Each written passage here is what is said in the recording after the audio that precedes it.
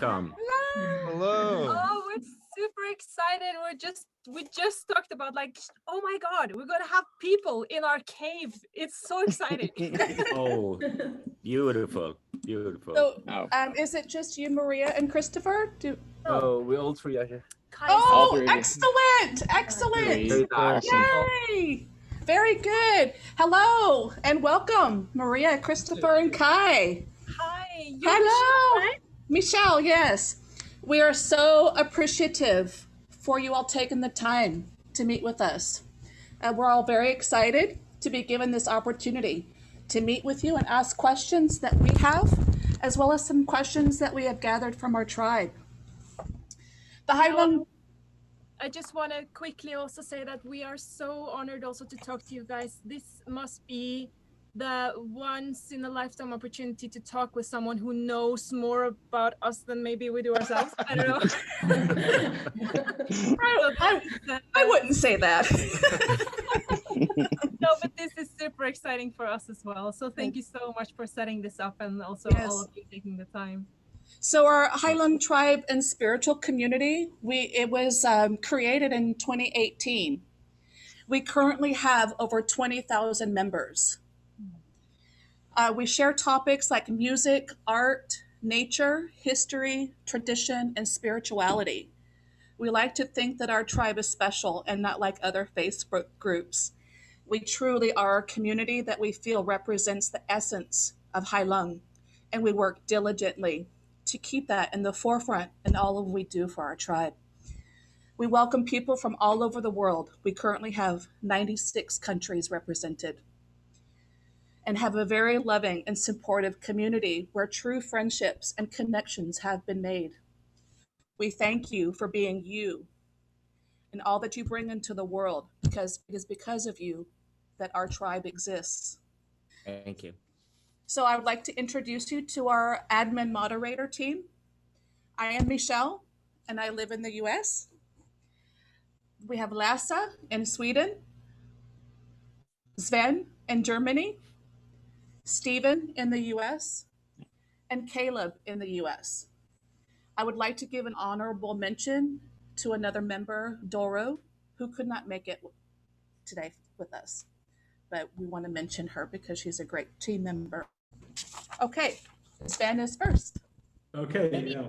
2 seconds, Sven. I'm so sorry, but can I just quickly say, just for the reference, that you are invited all into the holy place where everything is being created. This is Christopher's studio. It's Lava Studio outside of Copenhagen. So this is our base.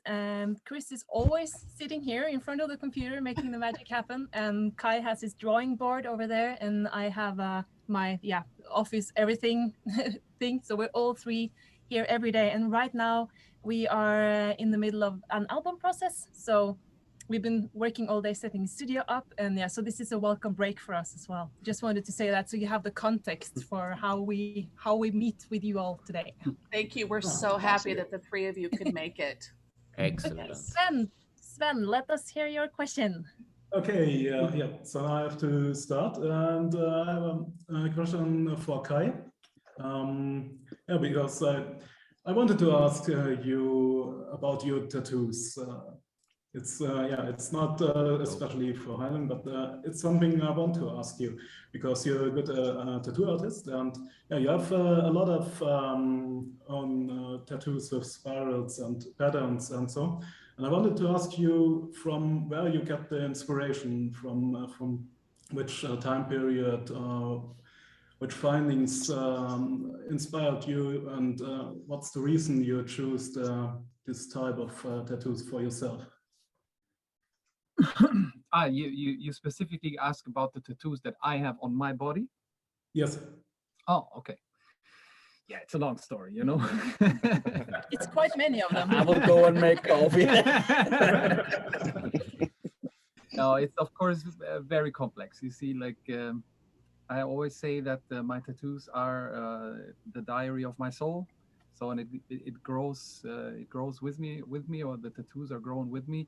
And like every pattern symbolizes, you know, some step in my life, some greater change, something I'm really grateful for, you know, some very intense experience, beautiful places, people, that I want to have on me represented somehow. And like I started collecting ink when I was 14, and I did the first patterns on myself. And now I'm a bit older, and there's a lot of patterns.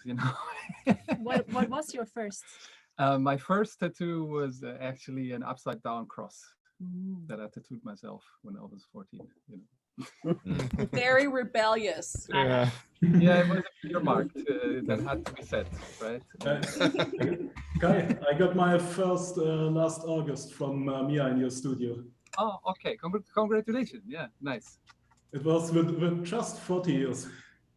Yeah, So good time. It was an inspiring day and very, very, very beautiful there. And yeah, maybe I come again in the future. Who knows? Yeah, Mia is very good in what she does.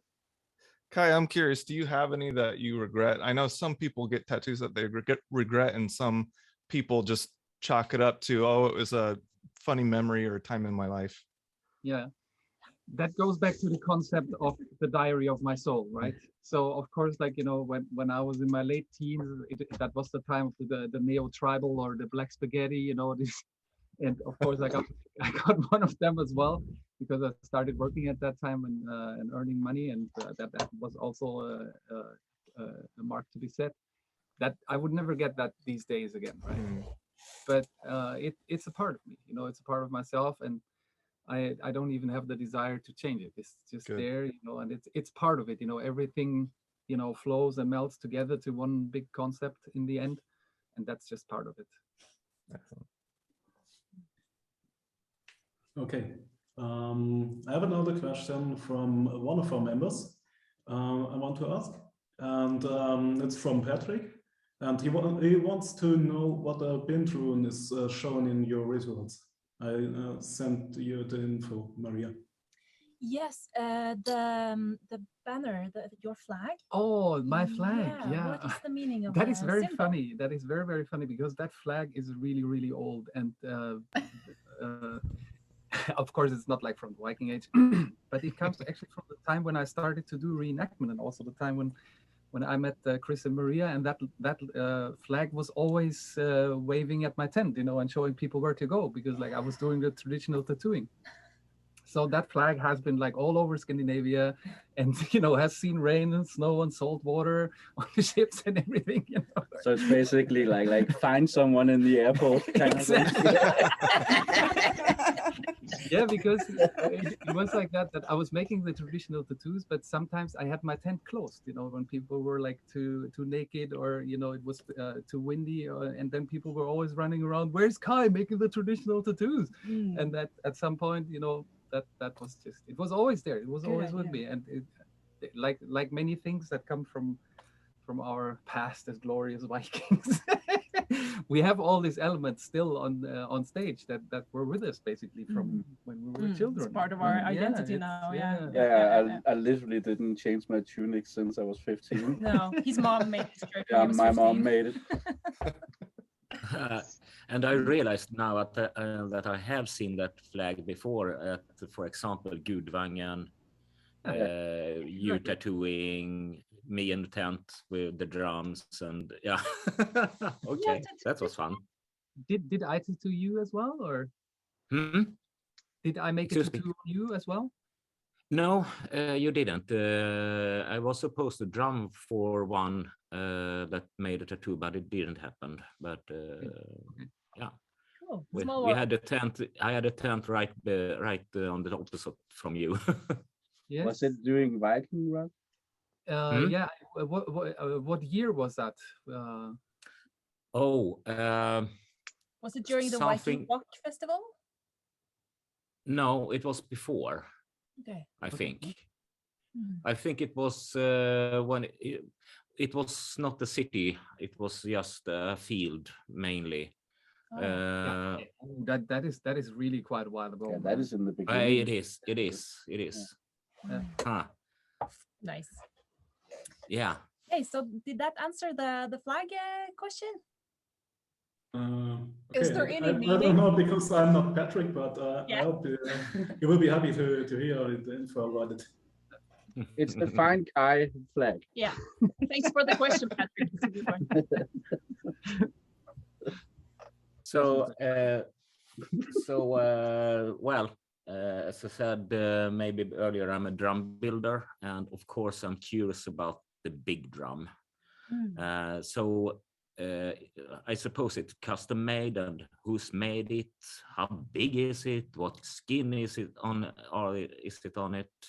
And so on. Please tell me. Excellent question. 80 centimeters in diameter, and How much? 80. 80. Okay. And that Okay.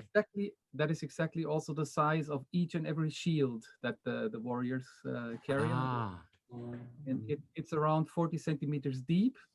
And when we started, we had horse skin on it, and now we have deer skin on it. And we built it ourselves, 3 of us. Oh, Yeah. nice, sweet. And it started with because Kai has been building many drums, and he built one Christopher's shaman drum and my shaman drum. He built for us, and then he talked about Blut, and then that was became a project that we all 3 participated in.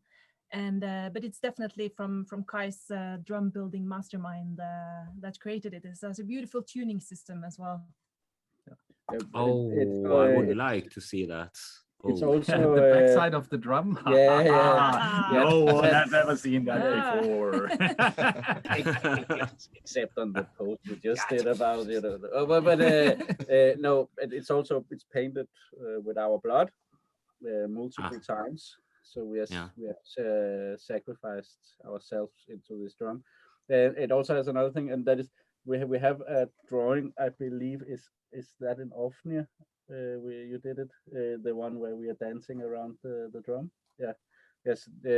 So we have made this Pitligus drawing of the actual drum and the 3 of us dancing around it, and you know, this drum for us is really like the center of everything that we do. That's also why we placed it dead center and it is both us and Heilung. Like it's I see it as a bridge between us and the beast we have created with this project.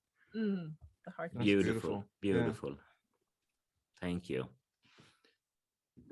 So I have also a question from a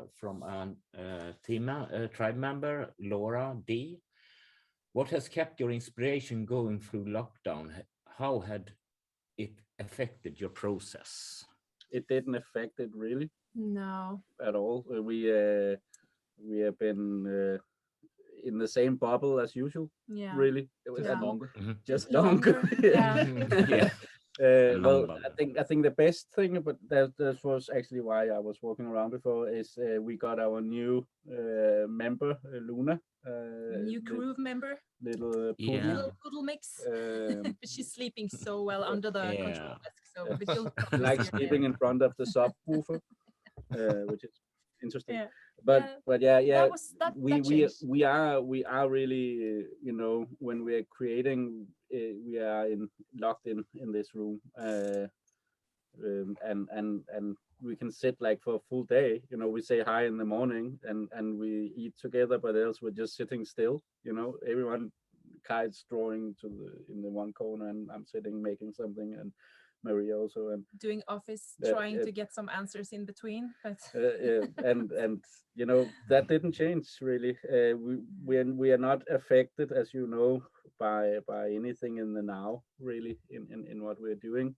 So anything that happens in the now doesn't really affect our art, so to say, and it's easy in a place like this to just shut the door, I would say. Yeah, we would have been here, pandemic or not, because we had plans of making new album.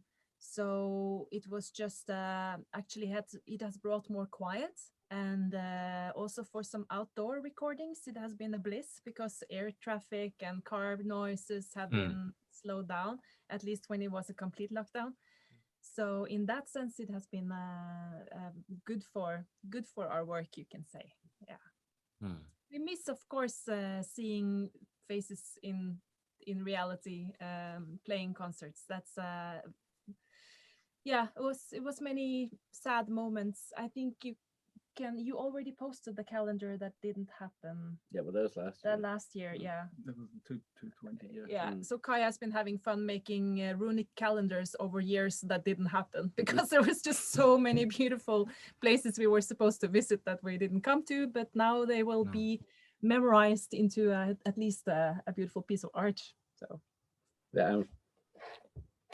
My question is about the when you tour here in the U.S. You have your concerts. It's about the native tribes here that you incorporate. How do you contact them, and what is typically their reaction whenever you're speaking with them about it? Well, the initial contact came via a friend of mine, a tattoo artist and musician as well, and from there it took off, right? I mean, like we got linked and interlinked. Yeah, because she's Apache, right? I don't remember. I think she was partly Crow.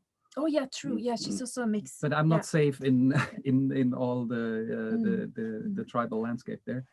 And now we have several people that we address whenever we come back, and that also link us to people that we haven't met before. Like, yeah, it's beautiful because as Kai say, one link has grown into many branches, and we also get the feeling of how connected everyone is to each other through yearly powwows, and you know they have a good communication, and we get a lot of very positive feedback from they would like to participate and join, and they really get what we're trying to do, which is beautiful. We don't have to over explain anything, or but they just, okay, there's one tribe coming to visit another tribe and honoring the ground that we stand on, and it becomes a very natural and flowing and organic thing.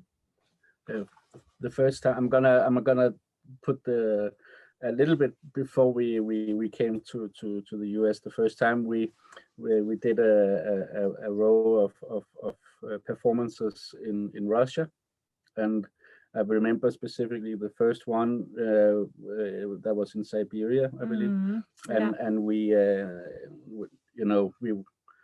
when we were doing the performance, we had we saw into the audience, and two very tribal and people were drumming along with us and came by themselves, and probably traveled quite far to full Siberian gear, to be in full traditional regular together with us, and that was absolutely fantastic and mind-blowing for us that they saw that connection, and later when we got to experience that on American soil, that it felt the same, and it feels very natural to us, I think. And it also kind of makes sense that you get the blessing from the locals when you do a thing like we do, and for that we are very grateful. And I think people are, like, no matter where they come from, they're drawn to us by the animistic concept, right? So we don't have to like wash them up or beg them to come. It's like it feels very natural and very fitting, and we have an area of communication which is easy, accessible for everyone. It's fun. And it's beautiful. Great I mean, fun. We also even, I think, looking into possibilities of inviting people over here to Scandinavia to do some collaboration projects, to do some cultural exchange.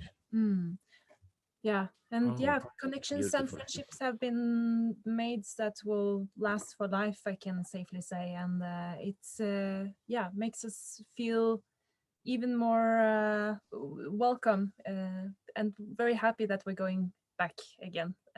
The tour has finally been announced now, so yes, forward. So the next question was from Heidi from our tribe, but she's actually present with Sven, so I'm going to let her ask that question herself. Okay. Hi. Well, I'm going to introduce myself. My name is Heidi from San Francisco. You guys changed my life 2 years ago when I visited you. And then I joined this tribe. And through this tribe, I've met some lifelong friendships. I'm actually visiting Germany right now. And I actually got a new tattoo yesterday, hand poked. Okay, that's fresh and new. And also from somebody that's also a member of this tribe. And so my question is, what similar beliefs and traditions are you inspired by the Native Americans? Like it blew my mind when I saw you guys on stage with the Ramaytush natives in San Francisco. And it was the first time I even heard of you, and I went by myself. And so I just wanted to know, like, are there any similar beliefs that you guys have? And just something like that. Yeah, great question. Thanks. I think it can be like summed up in that we meet in the animistic belief, right? So there's, of course, every country, every tribe, every person has a unique expression and perceivements of that. But in general, when we meet on the common ground, like with a lot of people all around the world, to say that in the thought or like the belief, worldview, however you want to call it, that everything has soul, right? That everything is connected to each other, and that there's some kind of net interweaving the whole thing, and that no matter where you pull, it will have an effect to the whole thing. And there's also like a lot of symbolism that is shared basically worldwide as well. And but especially when it comes to to the First Nations in America, we had a very funny experience when we cleaned up after Red Rocks, because I was the last. Thank you. I was the last in the room with Nisoni, and we found a bracelet, a leather bracelet, which had what we call here in Europe the sun cross on it, right? You know, like the ring with the plus sign, and that is clearly a symbol that we share on both continents, right? And yeah, we couldn't find out who it was, you know, like who is the owner of that, you know. And so there's many of the very basic symbols and concepts and conceptions that we share. Also, right? the smudging. It's the smudging is part of it. You know, like here in Europe, we still have today, you know, this, like, you know, that people at least around the Christmas time have this, like, in every country, is like in Norway is the Kong of Oils, and we have also traditions like that in Germany, and of course that goes like way back, you know, like and also the like now I'm working on the calendar again for another year that didn't happen, and go through all this astronomical dates, right? You know?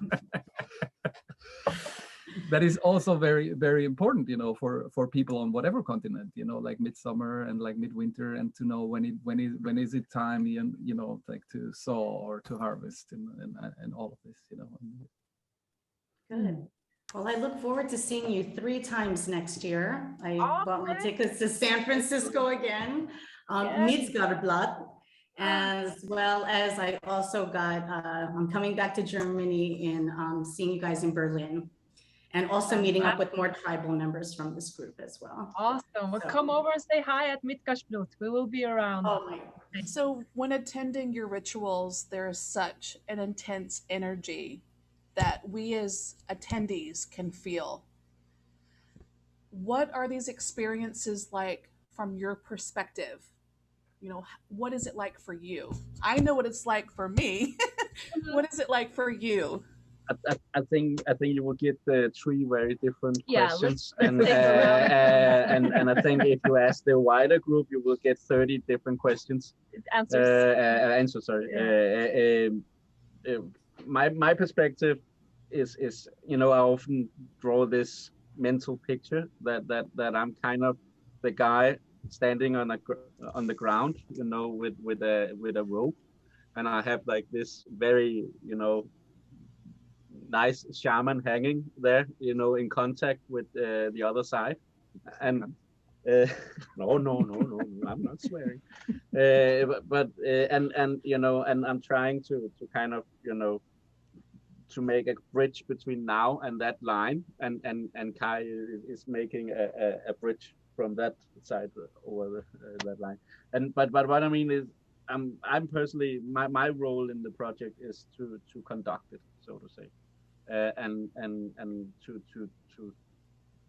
do the music side of Heilung, while these two are of course the amplet front persons, and I think, you know, I don't think any one of us is trying to dictate anything here, or in fact I do know it, but we are more like looking into you know, be ourselves and do what we are good at together, and trying to amplify what we have done in the private before. And that is to be there and as much as possible in what is Virvar in English? Chaos. In that chaos, that chaos, it is to be on a stage, right? And yeah, try to keep both feet on the ground. Because Chris is the maestro, and really the one who makes it sound good. To make what you hear is perfection. That is all Christopher's doing. So of course you have to have some grounding while being in that chaos. It has to be said that we have sound technicians of live. That, you know, that really makes I'm not doing that live. But yeah. But yeah, Maria. Well, I'm definitely with one hand in the spirit world and one foot firmly on the ground. So you're a bit further out on the rope. Yeah, so a bit further out on the rope, because I love the feeling of being. I'm always barefoot on stage. Well, if it's really cold now, I got the amazing Sami reindeer boots. Nice. So I'll start wearing those if it's really cold, because they're so beautiful and warm. But my point is that to have this head in the sky and feet firmly planted is gives me also this sense of harmony and being very, very, very present. But at the same time, I'm really, really far out in my mind, and I see you all, but I'm, because of the fringes, it's a strange half world kind of presence. So I feel connected, but also like I'm there is a wall between reality and the spirits world, and that it's hard to explain, but I think that the easiest example is that to play a full concert, full ritual with Heilung feels at the same time as 30 seconds and a lifetime. Is very, time loses all sense, and that's for me is a clear sign that we are not fully present, or at least I can feel that there's something else going on that I treasure a lot, and that I feel that we can be used as vessels in a way. Yeah, Kai? Yeah, when I enter stage, then I enter a sacred space, right? That was cleaned and smudged before, and the doors to the other worlds are open, and I am in a condition that was described by Michael Harner as the shamanic trance number 2, as he called it, or something like that, in that direction, meaning that you are, like Maria said, with one part in the common reality and with one part in the other reality, and then I just basically disappear. You know, like I like the concept of the hollow bone. You know, that you basically free yourself from everything that is possible and just let it flow through yourself. You know, the medicine or the spirit, or you know, however you want to call it, the fulgia, whatever words there are, right? So everyone gets his or her or its share, and then in the end just close up again and leave exhausted and at the same time very happy, and then you have the buzz 3 days later. Yeah. There's a reason why we don't have rituals back to back, like every day, that we have to have at least 1 day break between, because it takes a toll, especially on Kai. And many others. The warriors are done. They're dumb. We all are really. Yeah. We had a stage manager that was like the only person to take care of everything that happens around the thing. Yeah. Now he became a drummer in the group also, so We we are hiring, but but the problem is that that this guy, I mean, I don't know, he must have been like I don't know how much he done, so but I mean, but it feels like everyone is from even like from our very, very professional crew to everyone around. Everyone has their door into this stage that is round, right?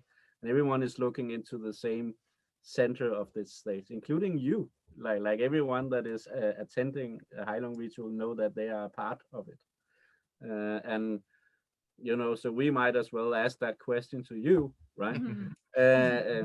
Get 20,000 answers. It's a very, very big amplified hippie drum circle in the end, right? I can tell you, for me, my first ritual was Portland last year, and I knew you. I knew your music, and when you announced that you were coming to North America, I said, I have to go. This is something I have to see. I didn't know what to expect because all you know are the videos, YouTube and this and that. I can't tell you, it's hard for me to put into words, but it was life altering. And there were moments in time that I actually felt out of my body because of the energy, the spirit, the drumming. It just took me into some other realm. It was phenomenal. It was something I have never experienced in my life. And so I can imagine the energy that you are all putting out to us, needing 2 days at least to recuperate from that, because it is an exhausting experience, because it's so intense. For us, it's also that there's other things to it, and that is that we are not like when we are traveling, we are not really, we're not doing it as normal bands. Like a normal band would be maybe 6 people and a couple of crew, and that's it, right? We are more like I don't know, 30 something people traveling around like a big small Viking village just moving on wheels, right? It takes a village. And you don't want to, when you do healing music, you really don't want to be sick on stage, right? And resting is really important, and also seeing something else. You can't really say, oh, I went to San Francisco or something, and the only thing you saw was the inside of a venue, right? Which is why some other bands, they can often get lost in that, right? So for us, it's important to see something local and touch the ground that you landed on, right? Otherwise it doesn't really make sense. For instance, in San Francisco, we got a great opportunity to have a nice walk around the Muir Woods, and that is part of what we do, right? Is to connect with the place. Yeah, and you bring that with you. You can't really connect to a place inside a black box, right? You're right. It was a black box. But it was really beautiful that you shared it with this outer body experience and everything, because that makes us very proud. I mean, like we're and happy, of course, because we're sitting in here and like really calculating it sometimes. Okay, like the human brain needs 9 minutes of sonic driving to change patterns and everything, and how do we keep it not boring and so on and so forth. But whenever we hear that people really connect to something bigger, something different, that they really make an experience that is very, very valuable for them. That is also the point where personally where I find the answer. Why am I doing all of this? Because it's clearly not for myself, right? I can only speak for myself, but I would assume that there are other people that have the same experiences that I do. But I wanted to share my experience to tell you how impactful.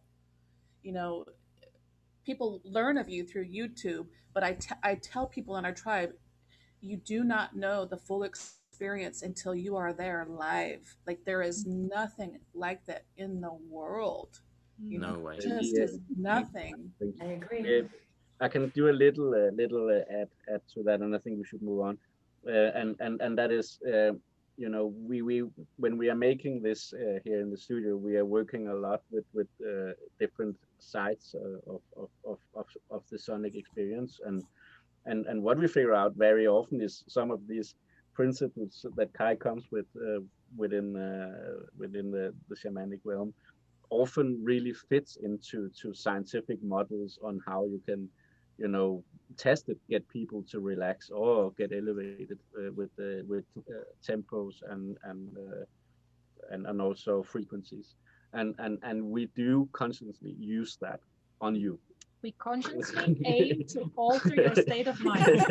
There is actually, it's not just, of course, and I don't really want to neglect any hippie drum circle at all, but because I think there are very many tap into the same energy probably. Yeah, absolutely. But we are really having a very direct approach on how we want you to experience the sounds that we are giving to you, and it makes us, of course, very, very happy and proud to see that it's working, at least on one. We hear quite a few stories. It worked for me as well. I mean, like, it worked on my mom. Yeah, my mom as well. So we have a question by another tribe member, Tressa S, and it kind of piggybacks off of what I asked. And if there's any additional feedback that you would like to give, but her question is, after a ritual, are you exhausted from the ritual or the performance, or maybe both?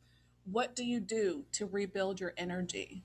Yeah, I think we already talked a bit about that. Yes. Walking in nature is absolutely a big thing for us, and we will seek it out wherever we are.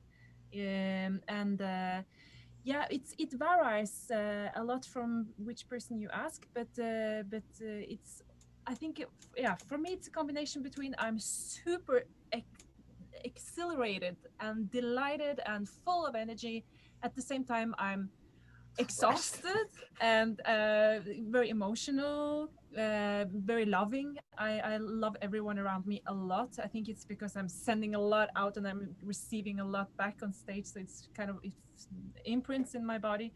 And also feel the need of drinking ice cold beer or a good glass of wine with good people. So the after show togetherness is very important for me, and I know also for you, Chris. That's where you heal also. Yeah, we have, you know, we have again because it's such a large group, and also like some of the group comes in the morning, and some, you know, goes to bed in the morning, right? Yeah. And you know, so like the production manager, he's crashing right after the show. Yeah. He needs to sleep, Yeah. and he needs to sleep for 2 days, you Yeah, know.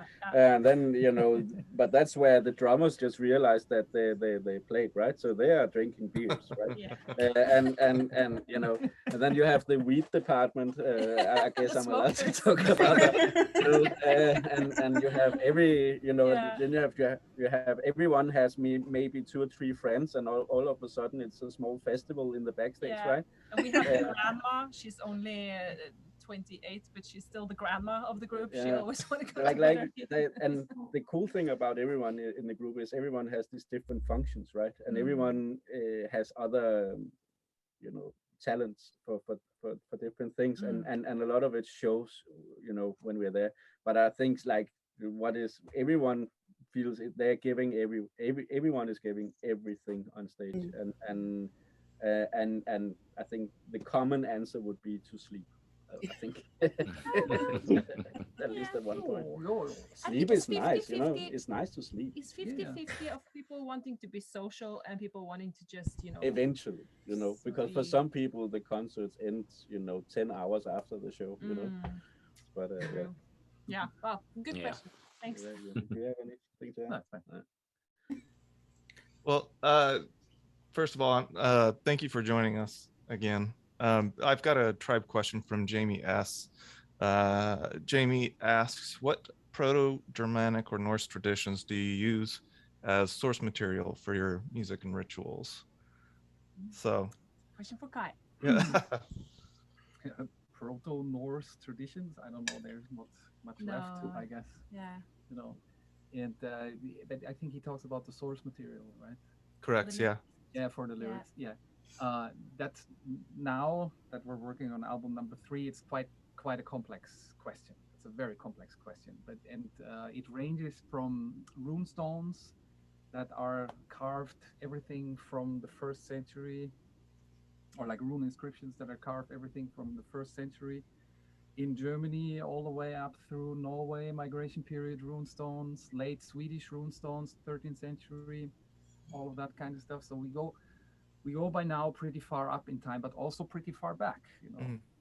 Like I think on the new album, it's safe to say from my point of view that the source material dates longer back than we ever went, and also further back and further out, and further out even. Wow. I mean, like it's much, it's more complex. Yeah. When When you say further out, are you speaking geographically? No, further to our time, right? Now we're getting into detail. You can talk about what we did before, though. Further out, do you mean? Yeah, I meant I overspoke maybe a little bit. It's I can only interpret what Chris says with. Okay, now they're having an internal argument about how much we can actually say, because we're talking about the new album. Just it's gonna be great. We trust you. Had That's a fine. lot of time. No, like I like to keep to the further out. I think what can be meant is really the point. Where is it coming from? What we're doing, right? And it's not also only coming from outside, it's also coming from inside. And that, of course, is always a big question, right? Where does it come from, and what comes out of it, right? And how far out do you actually go? You know, when people speak about like tripping out or something like that, you know, something in that direction maybe, right? But it's still, everything happens inside somehow, because the perceiver of everything, no matter how complex it is, what we are experiencing, the perceiver of all of this sits inside of us, in the very core. Beautiful. Thank you. Okay, then I'm back with a question from myself, and I want to ask you about your opinion that some people use your music as a spiritual tool or spiritual source for their own rituals or gatherings. And yeah, I want to ask you. Love it. 2 thumbs up. Yeah, I'm so happy every time I hear would about say it. like a disclaimer, depends on what they're doing. Oh, I mean, yeah. Oh, yeah. You're right. I mean, well, we got sent. There was someone sending a pornographic video from having a lot of fun naked in the forest to one of our tribes. Yeah. Of course, we're very. The porn movie. Someone stole it for a bisexual porn movie. Yeah, beautiful. But yeah, I'm sometimes videos pop up on YouTube of people singing our songs around the fire or using them in rituals, and I'm so honored.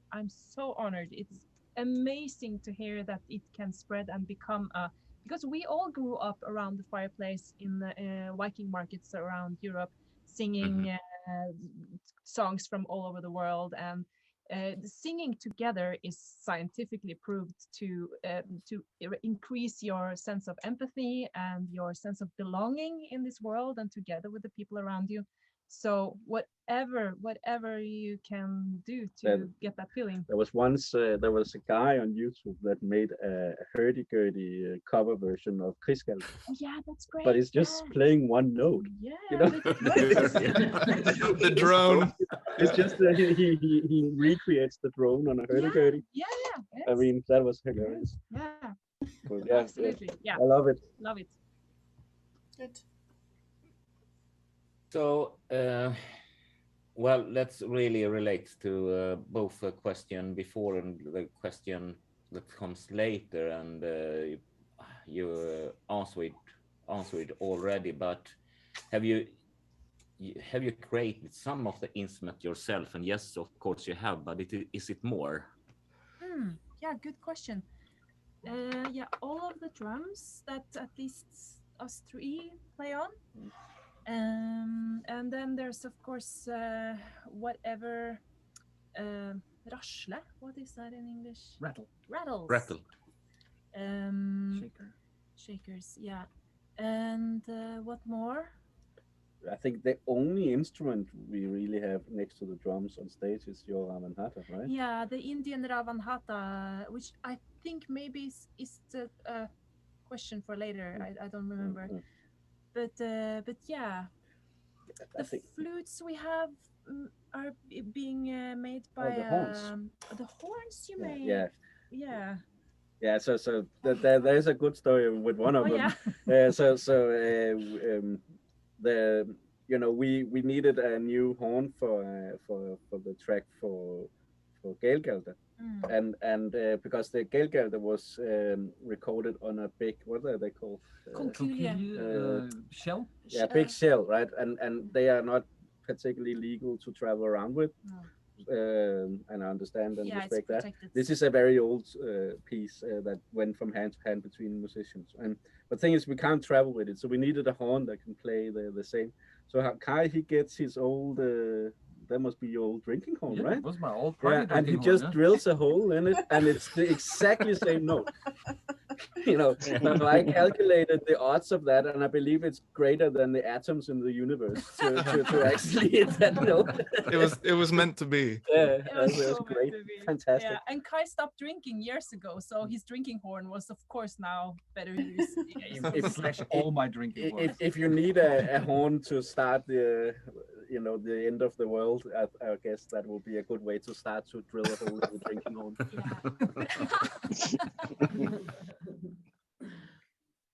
Well, okay.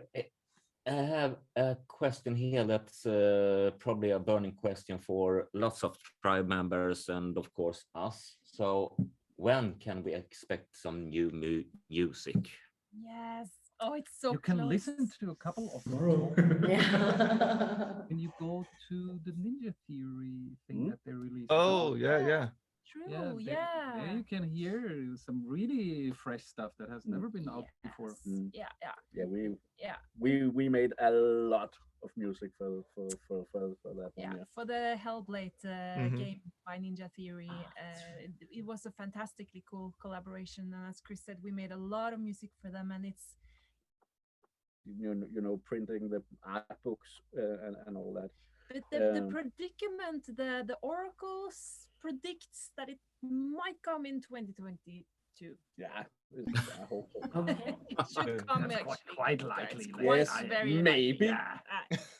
Let's maybe say that is quite certain. But you can direct the answer the same question to our record label. Right. But I just want to add that I'm really, really looking forward, because this has been immensely interesting to work with.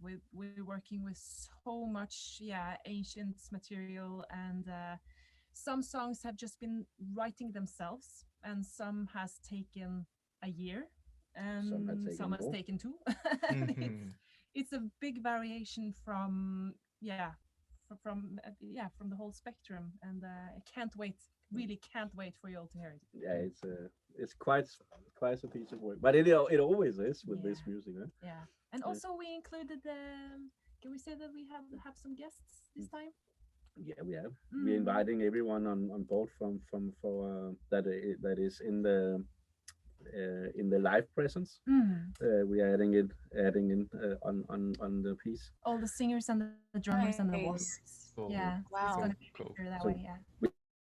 Our little holy space, so to say, and that feeling that comes into the studio albums is that that piece of quiet we have here when we're together is embedded into the art piece, while the spectacle of the live scene is present in the live releases. That's why we do both, basically.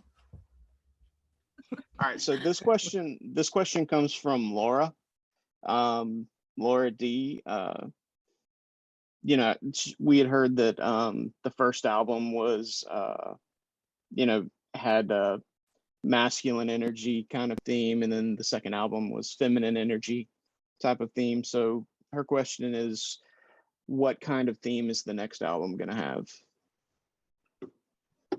Want to share that yet, or do we want to wait to I talk think about we're, you know, the child is not born yet. Let's have a look at it when it's out, and then that's fair enough.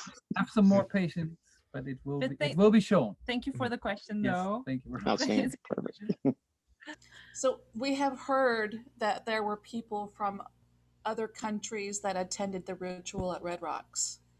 As an attendee, it was amazing to see the amphitheater full of thousands of people coming together. Knowing that you have such an impact on so many people from around the world, do you have plans to tour more countries? And do you think coming to the US could be more of a regular occurrence? Although now we know you're coming back next year, but would this be something that you would consider doing yearly or every other year? So this is a hard one to answer completely, you know. Okay. Because we don't, obviously, as you can see, don't tour as normal bands does. Definitely it is our plan to visit more corners of the planet if possible, and when possible. It's you know, and also we have very strong connections to the North American continent, and yeah, and we are, you know, but we take one thing at a time, right? So the tour we are planning to do now in next year in North America is by far the biggest tour we've ever done. And you know, if we survive that, then I'm super happy to see if what else can be done, you know. But I really want to survive that trip first, right? So I wouldn't, as an audience, I wouldn't count on regular shows just like that. I would consider it the one option, basically. Yeah, I would also say to that it's not, as it seems now, it's no guarantees for anything. So, and this is one of my personal regrets in my life, that if there was a band that I really liked that was coming to town to play, I would be like, oh, but I'll just see them next time. And then, you know, oh shit, they didn't come back. And so that's just my personal loss of, I should have been more proactive in pursuing to experience these live experiences that I wanted to, or that I really felt like going to. Let me just go in also, like traveling with this is by no means easy. No. And it's you know, it's not just the day before, you know, it's years before in the planning sometimes, right? And it's 28 people from 9 different countries that all needs to sleep and eat and have a place to stay, and it's so it's a very big production. Yeah, and to move that across an ocean or a planet, it can be challenging, to say the least. Also, you know, just you know, when you show up at the doors of the new country at the gate, you know, they ask what is in your box, you know, and oh, but it's an instrument, you know, made from a human, but you know, humans, and you know, we also have a goat, and you know, it's not really easy to travel with, and luckily we have good people to help us, but it takes a lot of time, so don't expect us to tour as much as you would see with other bands at all, because it's simply not possible. Okay, thank you. Say the same. Yeah, I mean, like I'm looking at it, or I was just looking at it, and it is 29 concerts canceled in 21. Yeah. And I think in 22, like we all had a bubble that just popped, and that was that we're living in some kind of fixed structures, reliable, everything is, you know, blah blah blah, and then nothing is as it looks anymore, you know, and like everything is very, very unpredictable and everything. And I would say exactly the same like these two. You know, when you see that we're coming and it is really happening, go. No one knows what is happening tomorrow. I think that is at least what I really clearly got reminded on during these 2 years now. Yeah. Really. Also, I think for us, to expand a little bit on this line, we don't see our listeners or spectators or participants in our rituals as fans. We see it actually as friends, Tribe members, and tribe members, yeah. like you do. And for us, we don't really wanna, we will promise you that when we set up these things, that we will do everything and we won't compromise. So when you come to us, we didn't travel with only half the experience, half the regular. We go with everything, and even even if it's too expensive to do, we do it anyway. And this is because this has to be real. How can we sell real if it's not real? I mean, that would be unreal to do. Yes. So And it's good karma. yeah, and so yeah, go there. If you want to see it, go when you see it. I would even suggest come to it even when you hate us, because when you buy a ticket, I want to hear this. I want to hear this. Please hate us. Yeah. like even when you think that Heilung really sucks, I totally. Oh, it's a commercial coming.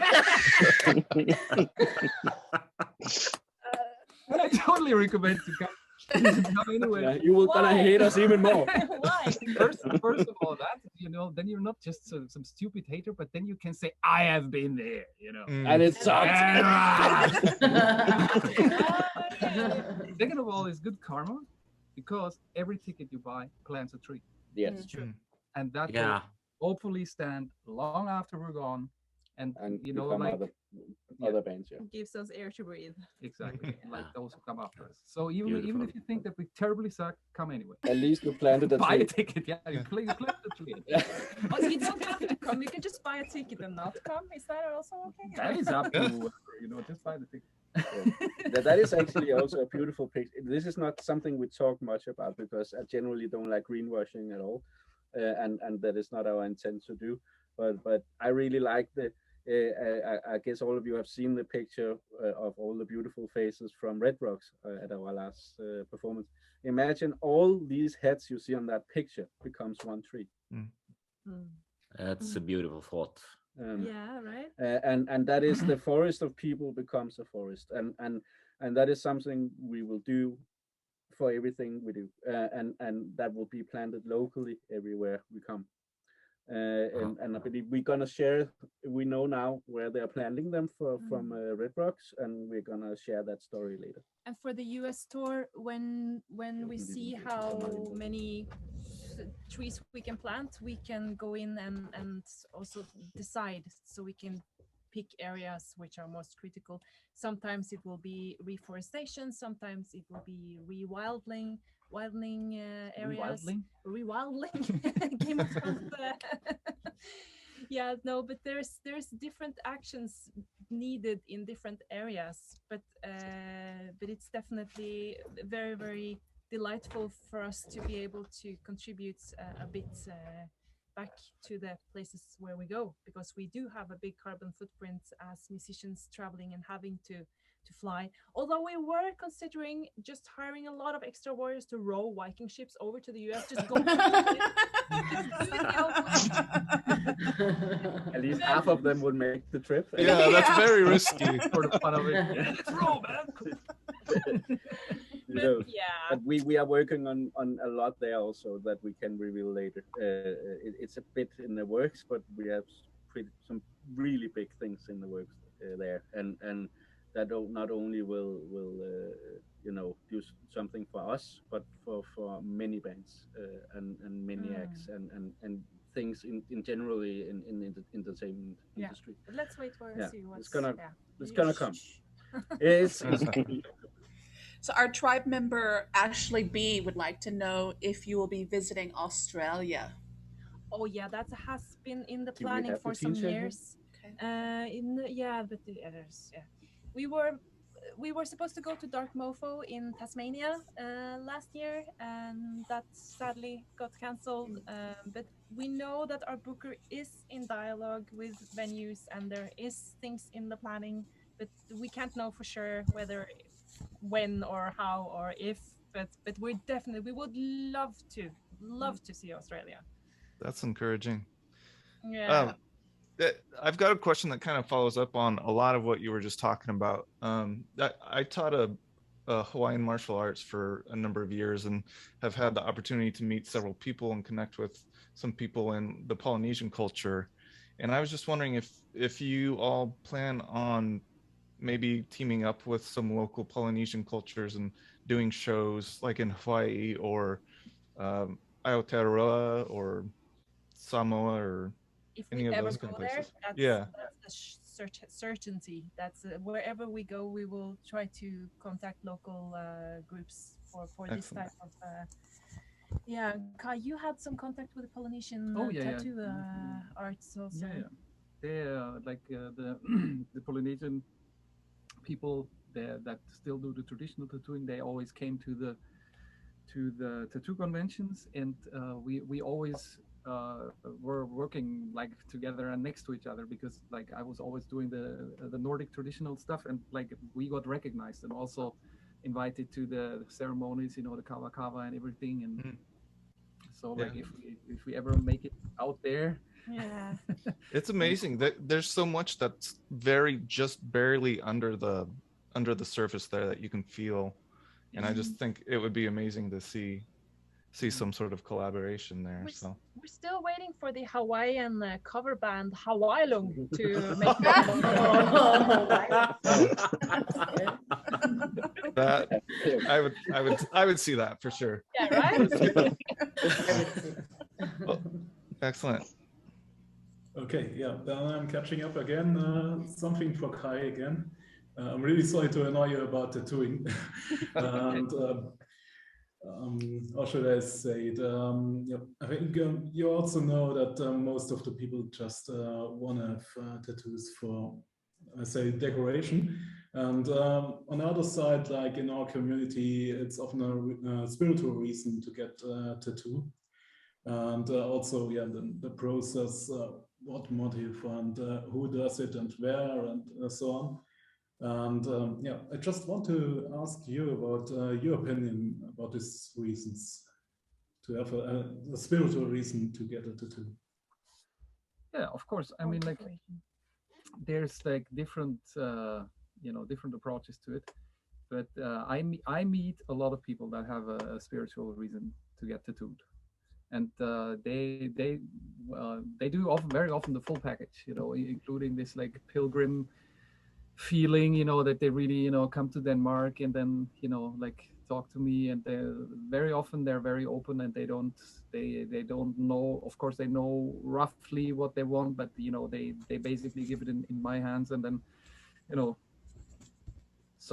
but being in the tattoo community for so long, half of my life, as a matter of fact, is I met people from all sides, people who really, like have a lot of meaning in their tattoos that they make, the tattoo artists, and complex codes and everything. But then there's also other people who really, like who are purely into decoration, and sometimes not even beauty is the matter, but provocation, or like, so everyone has its own approach, it's very spectral. And what I think about it is like I have friends that clearly say, hey, this is purely decorative. I couldn't stand it if anything would mean anything, that just maybe fades during the years. And then I have also friends that I'm equally close with, that say no, I need to take like an utiseta and like be out there for a couple of weeks, and then I maybe get a design or something like that, or a feeling where otherwise I'm not doing it. And I also have friends that I'm really close with that have no ink at all in their skin, right? Who is that? It's the biggest joke of the three of us. For very spiritual reasons. Chris and me doesn't have a single spot on We're our basically a bodies. blank piece of paper to this day. Sometimes I'm thinking that must drive Kai insane to see us. Tempting. They have to sleep sometime.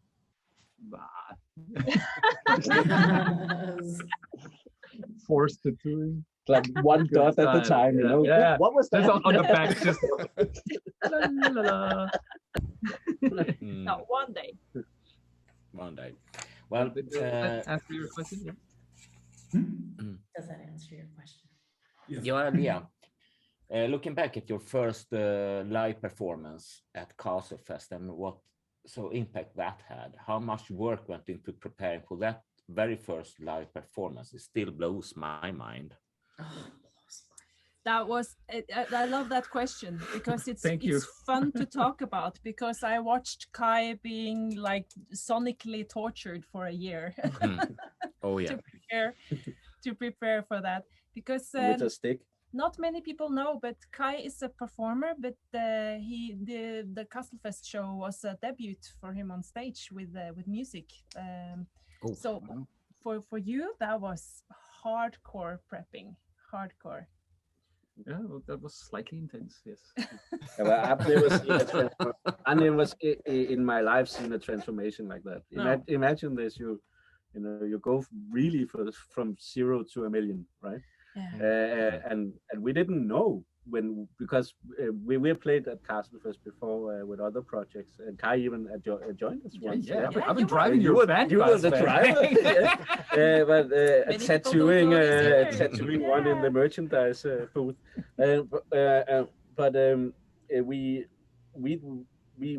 We were so lucky because we had the trust from the organizers also, and Midgårdsblod has to be mentioned for that. It was 2 events, even though Castlefest were the one getting filmed, we also had Midgårdsblod. And we knew from the beginning that this would not be a small thing that we could, build up on the go. We wanted to show the whole thing from the beginning, right? And that needed some courage from the organizers, because when they approached us to do this live, we did not know at that time whether that would be possible, literally. But we had confidence and believe in that we would be able to at least do something. Because the project was never made for live; it was a studio. That if you listen closely to Ofnir, we didn't want to compromise on the intensity at places where we, as try to alter your state of mind. So that means no breathing pauses. And that is very nice in a studio album. You can do that, but live, it's very nice to breathe once in a while, and yeah, it's part of the human thing, So of course there was a lot of things where also we can't really duplicate Kai 14 times, right? That is difficult. It would be interesting to see, but you can do a lot of things in the studio that you cannot do live, right? And that meant a lot of people on stage with us. And the what I really like about this is that what we created there, and I'm really, really happy that we also got the opportunity to actually, document this first time on a stage, and that became Lifa, right? And because it started it's like a seed put in the ground, and it's just started to grow from there, really. It became alive. It became from something that's been inside of us to something that was now outside of us. It took a lot of preparation. One of the funny things, I think, was when Kai, he made me a pair of fringes in the building build-up period, and I mean I looked like a broomstick and I mean having to control all the different things on stage with a broomstick in my face. No, that didn't really work. Because it's alongside It looked hilarious though. Alongside with the musical preparation, which was of course the grandest part of it, a big part was also prepping for how we wanted the stage to be and to feel, and how visually we would like to perceive, because the visual part is a big part of Heilung, and it should be pleasing and interesting for the eyes. And that whole process was amazingly interesting because both Kai and me, turns out, we always had cases of stuff under our bed that we collected through the years, like pretty stones and bones and feathers and pieces of leather and, you know, a lot of stuff that other people might have, you know, after moving 15 times would say, I'm not dragging this box any further. But both of us kept doing that. Now you have people to do it for you. But we ended up with almost everything in those boxes have been transformed into the live ritual. Pearls that I made when I was 11 years old on my first Viking market. Kai's tunic that he handmade 20 years ago, and, you know, special feathers gifted is now part of the whole. And that for me was just as important as the music in a way, because it felt like so many pieces of the puzzle just clicked, came together, and it was not intentional how everything came out. It kind of just, it felt like it just happened, like it was just like the music. Like the music. It was not, yeah, I think we were made to do this. And I think also we set out, you know, to have, we made a drawing, you know, of how we wanted it to feel and how we wanted it to be, based on different aspects of that you could talk about also. But I mean, I think we got pretty close in the end to that initial drawing, to what we wanted, you know. Yeah, I think so too. I mean, like we had the dream that the whole thing, yeah, could be made like a full-on ceremony, you know, something that was like very strong, right? And had all the right elements and everything, you know. And now we're getting to the point where it actually gets more and more round, you know, that which is more close to the original idea. Very close to the original idea. And I think we're technically still prepping the first ritual exactly as we want it to be, in that sense, because we're keeping on building on top of it.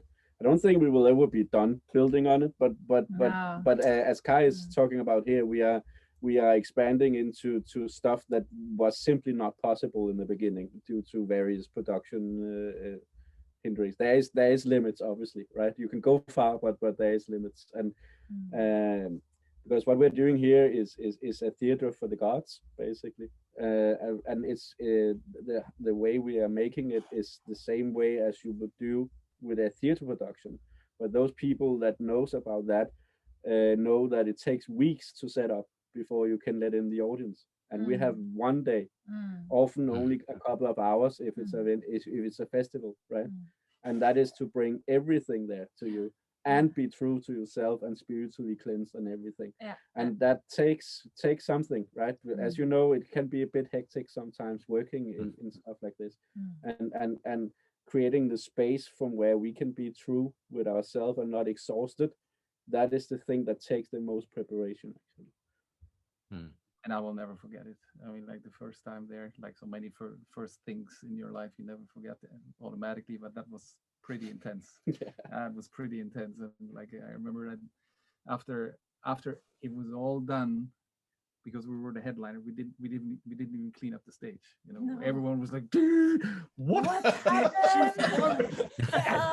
And like, you know, Holland started smoking, started drinking, started getting out of their mind, you know, like, and then the drama, you know, where Jacob, our drummer, he was just running out in the audience area, throwing a spear, trying to catch it himself. You have to explain the situation. Okay, I'm going to explain it a bit better. I don't think you explained it. No, because you missed a big part of it. There was no audience there. Yeah, I of course. Okay. Oops. The audience was on at the time. No people were harmed.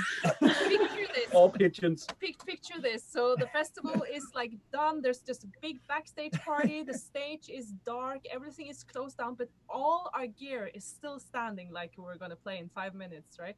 But we have to pack down at some point. So of course, after many beers and joints and playing around the fireplace, we go up, start packing down, and everyone was so exhilarated from this experience, and the atmosphere and the energy was just, you could And taste Alex like it. banging the And drum Alex on the drumming, stage. and and then- with the shaker later on Yeah, stage. yeah, 4 still- o'clock in the still morning. going strong, yeah. And then Jacob, our beast drummer with the blonde hair, he finds a warrior spirit like, haha, and he was so high.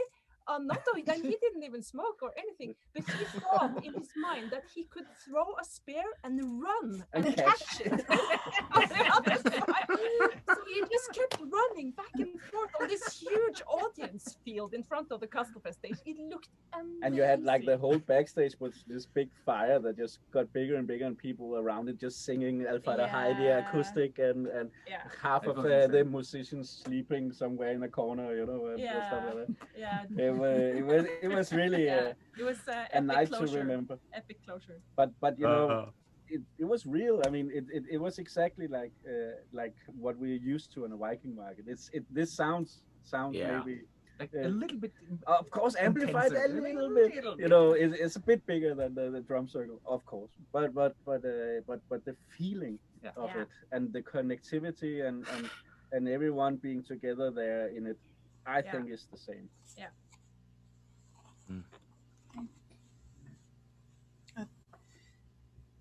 Last Did he miss the spear? Did he Oh. always catch the spear? Is he still with us? He Yeah. couldn't catch it. Then I think he was very disappointed. He kept trying though. Yes, quite a good one of it. He's Yeah. very fast. He's very fast. The Yeah. problem is he's also a good thrower. Yeah, Yeah. he's a, He's a bad combination in that situation. yes. Actually, hadn't he been a good thrower, he would maybe have made it. Yeah. Yeah, we could ask him Yeah. next time. Next question round, we should ask him that. Just don't do it like a regular drummer would do with a drumstick into the audience, right? Just a spear.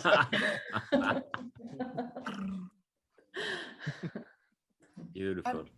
so my next question would be, would you consider selling meet and greet VIP tickets and possibly using those proceeds for a charitable organization, whether that be global or local, so that fans would have a chance to meet with you in person? It's a good question. Yes, I want to say to you like we need you to pay to come to a Heilung ritual because it's expensive to do, right? That's why it costs money to go to a concert with us, right? But I would never ask a person to pay me to talk to me. That will just, you know, that doesn't work for me to do. That's not how the world works for me. And we don't do meet and greets, as you know, like in the saying that in a meet and greet. But no, it's simply it's that is not why we're there. We feel that we are meeting and greeting you when we're doing the performance. Because we are there together, you know. You know, how much more can you give, right? And there is once in a while chances to meet us. You know, I'm not gonna say where. That just happens anyway. You know. But we do like to go out and have a drink after the show. Yes, so and parts we can be found, right? And I mean, but we are not there. And charity work, we are doing that already. You don't need to meet and greet us for that. I remember I had a meet and greet once on Midgårdsblot, right? So we just did a performance there, and I slept we sleep in a Viking tent there. I actually prefer camping instead of sleeping on hotels and stuff. But I had hit my head into the tent in the morning while sleeping, and I had this big, you know, we have this big candlelight thing. And what I didn't realize is that it covered me completely, right? In stearin, what's there, that? It's candle wax. Candle wax, Yeah, right? so he had and I just passed out. I just went to bed, and you know, because I didn't want to bother with it there because it was dark and raining and all that. But anyway, you know, I woke up the next day, and of course we're in the middle of a Viking market. We just performed the day before, and everyone was coming to talk to us, and I was just covered in like a monster. and Maria just trying to get it out of my hair. I was standing with like boiling water with one bread at the time, just trying to get it out, and people go, "Yay, amazing show yesterday!" Is like, that some sort of ritual you're doing? Yeah, you can say that. A drunken Viking crashing in a candlelight ritual. Yes. So meet and greet does happen for real, but I don't see us setting up anything like with a panel meet and greet where people can come and talk to us like that anywhere and close. I think in Holland we made a listening session. Yeah, and we also had a Q&A, and Q&A can sometimes be fun. On where festivals, audience can ask questions. We did an interview in front of an audience in Roadburn. That was also that was a Roadburn, Q&A. right? Yeah.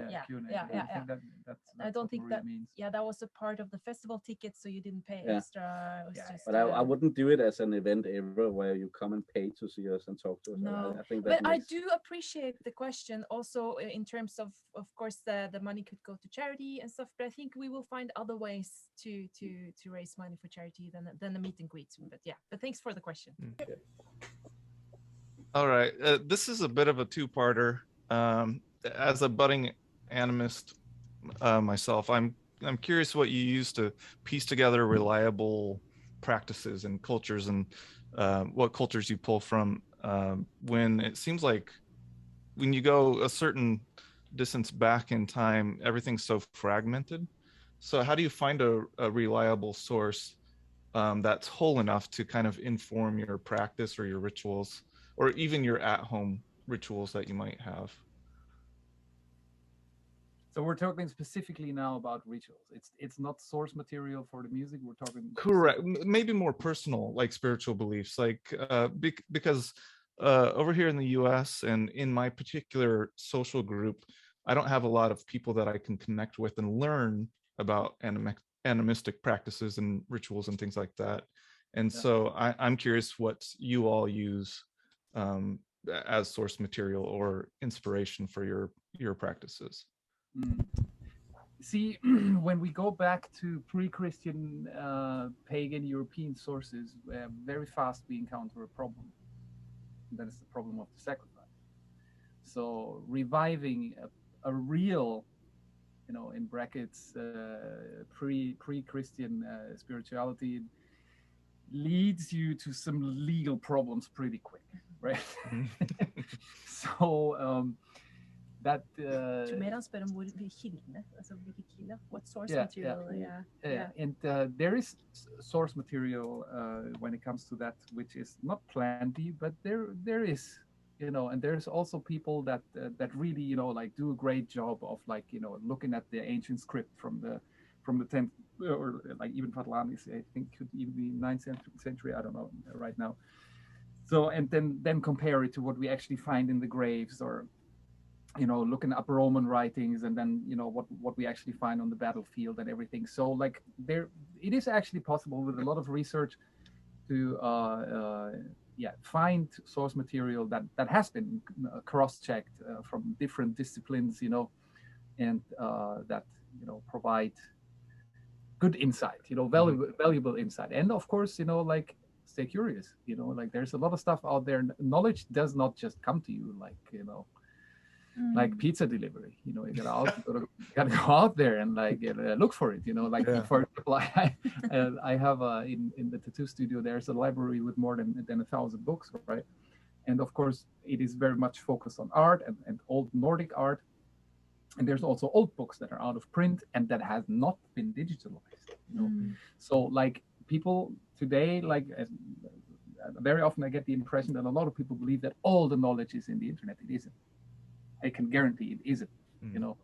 There's a lot of stuff out there that is hidden in some old books, that is maybe even hidden in the stones themselves, that it actually that it really makes it worth looking for, right? And there are libraries in the world that take pride in having good collections. Yes. So that library is a good place to search. Yeah. And of course, like when you type in Nordic rituals in the internet, the internet will give you a lot of answers. Yeah. But I can tell you, like there's only very few that are reliable, right? But I have been working with an educated librarian that later became an authority. He always said the internet gives you 1,000,000 answers. I, as a librarian, I give you one answer, but it will be the right one. And and I Yeah, think that's a he good one. really had a good point there, right? I Yeah. mean, like if you walk up into a really nice university library, right, and you say, "Hey, I need some reliable shit," of course, then not shit, you know, but need some reliable information about like ancient pagan rituals from Norway from the 10th century. You know, if the person on the counter doesn't know, he will know who knows. You know, and that is how I worked basically, right? You know, like with a lot of connections and collections, and like I've been talking to scientists, you know, or like I've been listening to scientists. And you had the shamanistic teacher. I had good Stravers, teachers, yeah. you know, and yeah. I would like to add a little bit to, and of course, I by no means have a library like you have. Like Kai has one of the biggest libraries that is out there. I think, Yeah, it's like within the beautiful. probably only the library has a bigger one. But anyway, what I want to say is that, you know, there's also the aspect, at least for my side of it. I was kind of born into it, actually. Like my.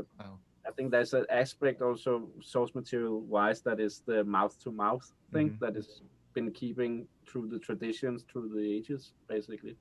And for me, my father is a Gothi, and he is married here in Scandinavia. Some of you know this. You can marry people and baptize people within the old belief system on paper, and my father is that, and that's how I kind of got introduced to the material within ritual, at least, and through my family. So as natural it can be for other people to go to church because their parent told them to, that has been my reality. I'm in by no means an expert equal to Kai within the knowledge of all the things, but I think a lot of it is also just to feel a little bit into yourself, you know, and does it really taste right, this, you know? Is it true, you know? Yeah. Does it ring true in me, what I'm experiencing? That was going to be my input to the answers as well, that you also have to be honest with yourself, and okay, do I feel like saying thanks today for something, and does it feel natural for me to have a certain ritual surrounding that feeling of gratitude, because rituals are important for people, and that's also been doing modern scientific experiments on the meaning of ritualistic practices, which it actually turns out that we have too few of them in our modern society, because sometimes you do need it is at least the idea that it's wise to mark the overgang, the transition from being a child to a man, for instance, or a woman. Like this transitioning period is maybe not celebrated enough in our culture, that we actually tell kids that, okay, now you have responsibility over your life and other people's lives, and it's a big thing. And you know, this kind of wise teachings that came to people through rituals in ancient times would maybe be wise to think of bringing some of it back. I think also, like if you look at how we work with Heilung, you know, we are amplifying stuff here, right? And you can draw some parallels to another part of what we do, which is sort of the folk music scene. Obviously, we are not a folk band completely. I wouldn't say that, but I personally have been working with folk for a very long time, and the majority of my grown-up life has been professionally producing music within this genre. And I wouldn't call it modernizing, but I would say keeping folk relevant, and specifically Nordic folk relevant to today has been something I've been working on for the most part of my life.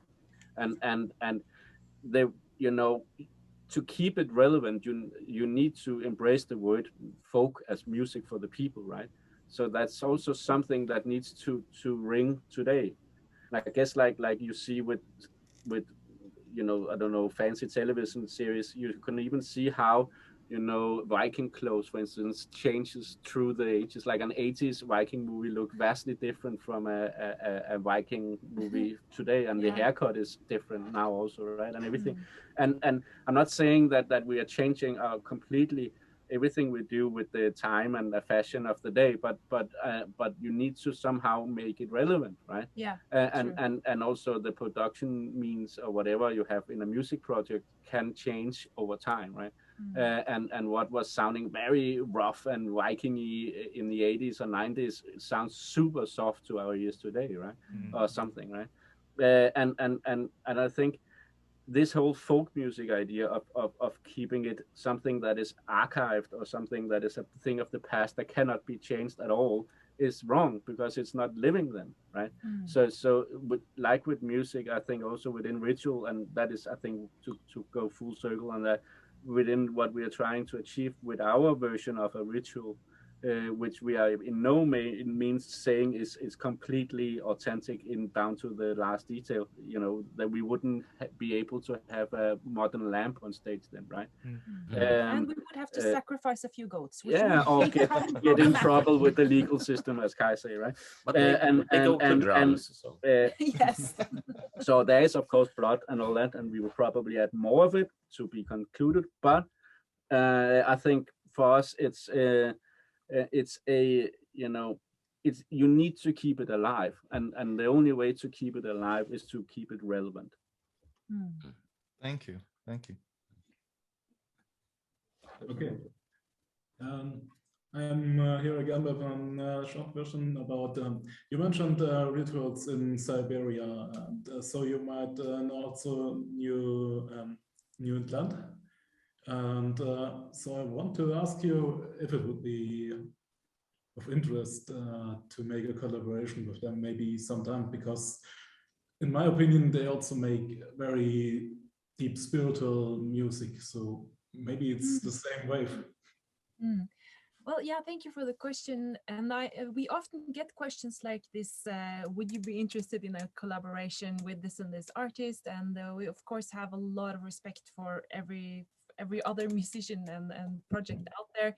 And it's always fun with collaborations, but they don't necessarily just, you know, happen like that. I would say that if, for instance, Nytland wrote a piece where they thought, okay, Heilung's influence on this piece would make it just magical, and reached out, or if we did something similar, that we were creating something that, okay, I can hear their influence in this track, or then it would be a seed that was planted that could grow into a collaboration.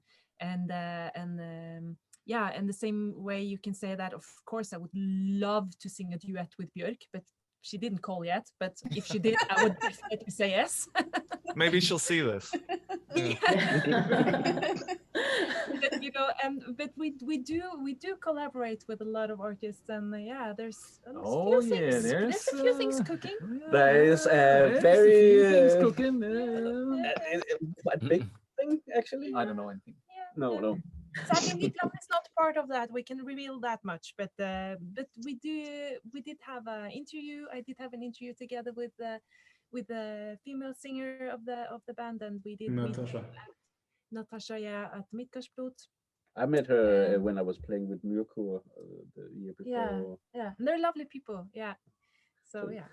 Of course, we know of many of the bands in the scene. You know, you meet everyone in the backstage. How can you don't go lovely. like this, you know, around. You meet everyone, of course, right? Yeah. And yeah, I think you know, we're quite a big group, literally in the amount of people in it, and you know, our first priority is to actually invite them, you know, to do something together with us. But once in a while we get the opportunity to work with other people within the scene, and we are definitely working on that right now. Okay, thank you. Well, we all know about drums, of course, but some of the other instruments are a little bit more unusual. do all of them have an historical background, or are some formed from their own ideas? For example, the long instrument used on stage. Can you tell me more about that one and maybe other instruments? Right? Yes, the long bowed instrument that I attach feathers to. Yeah. Well, the story about this is lovely. I think it's Indian desert sitar, they call it, and it's from it's called the Ravanahata, and it's from the Rajasthan area of India. They play it the most, and very, very skillful musicians, gypsy tribes, play them. And they're so simply made. It's half a coconut with a goat skin, and then metal strings on just a round piece of wood. And it's so simple. It's really, and oh yeah. Actually, when I got the instruments from the instrument builder when I was traveling, I was 20 years old, and I was on a musical journey in India, and I had a lot of classes with vocal and tabla and flute, and then I came to Rajasthan and I saw this beautiful stringed instrument, and I took classes with one of the gypsies there, and when I purchased the instrument, he actually gave me a bow, which was a lock of his daughter's hair. That was so. In the beginning of Heilung, I would play on leaf. I am playing with human hair on the bow. Then it sadly tore a bit, so now I attached it in the braid on the instrument, so she's still with me when I play. She was beautiful with big gray wolf eyes and jet black hair. Beautiful girl. So yeah, this instrument is thousands of years old because of its simplicity. I don't know if anyone knows how far back, but it's definitely Viking Age era. I think it's just even in older. Probably even older. Because it already gets mentioned in the I don't know what writing. Bhagavad Gita. Yeah, some very old, because some demon is playing it. Yes. At that point. So like but the thing is, really far back. But the thing about instruments is the same as people and the same of the folklore, and this is the thing we talk a lot about, so I'm gonna go quick about it. But you know, if you look at history, you know, everything and you look far enough back, things becomes the same, right? And the same with instruments. An instrument would often be just a piece of wood with some strings on it, or a stick with a string on it, or and a round thing with some skin in it for a drum or whatever. You know, and also like art becomes the same. This even back to cave paintings and all that, it becomes the same, right? And so yeah, of course we don't have necessarily coconuts for resonators up here, but if you go back, but we would have found another maybe maybe we should change, but legal system, but kneecaps no what I'm trying to say is that, you know, things have a tendency to become the same when you have lesser means, like for instance, I've been listening a lot to North African music lately, and there's this guy that from Mali that grew up in a reality where he could not play his guitar, so he had to, and he couldn't purchase one or something at the time. So in an interview, he talks about this, that he builds his own thing out of a stick and a bucket or something like that, and he plays wonderfully, right? And you don't really need more to make. I mean, this Ravanhata there is beautiful and horrible at the same time, right? It's our audio engineer doesn't like it very much. It takes a certain gram of magic to make it audible, but I mean, that's part of the thing, right? And I love it. It's horrible in a wonderful way, right? But definitely, you know, if we could time travel anywhere to the planet, you would find similar instruments everywhere. Yeah, true. Like drums all over the world, that's very true. Like in the last year, we had the chance to actually watch drums getting recreated from Germany, from like super early Stone Age, right? And I'm talking something like, I don't have a clue, 20,000 years before Christ. Clay drums, and like they have a djembe shape. And I'm talking about Germany, right? You know, like, and like this high, and so because Bella, the girl who does the fire dance in a performance on one of the warriors, she's an archaeologist, and she was what do you call it, reconstructing that drum. It was so amazing to see, like in a fire in our garden. Yeah, fire burned it in our garden, and yeah, hopefully it will. Hey, shouldn't that be on? That was. We will record on it eventually. Yeah. But it has these drawings on it that I believe personally is its early versions of notations. Probably that drum was a kid's drum or something that you would use to learn to play the local melodies or something because like that. Then you can read the tune count on the like dum dum dum dum dum dum dum dum. But you know the different. It's maybe a bit abstract when you don't. But imagine you have like a djembe type drum, and you have it's in clay, and you have this inscription that kind of looks like the leaves on but it looks like the leaves on a pine tree. But they are not chaotic. They are having different sizes in a pattern, that's why I believe it's a way to count, and we are constructing a rhythm out of that. And that is kind of an example on how nerdy we sometimes. No one will ever know, but now at least that can transfer a little bit, right? But with like building an instrument like that, it took her so much time. Within because she didn't build it on any modern machinery. She was trying to recreate it exactly as you would have, even the actual clay, I guess. But I mean, so a lot of work goes into making these instruments. That's for sure. Yeah, thank you. So when you're making new music, new songs, what typically comes first in your creative process? Is it like a specific sound or a feeling or a theme, or do you try to fit the lyrics to a sound or the other way around? Varies very from piece to piece. I like your poetry. Yeah. It often starts with me playing banjo, and then no one likes it. No.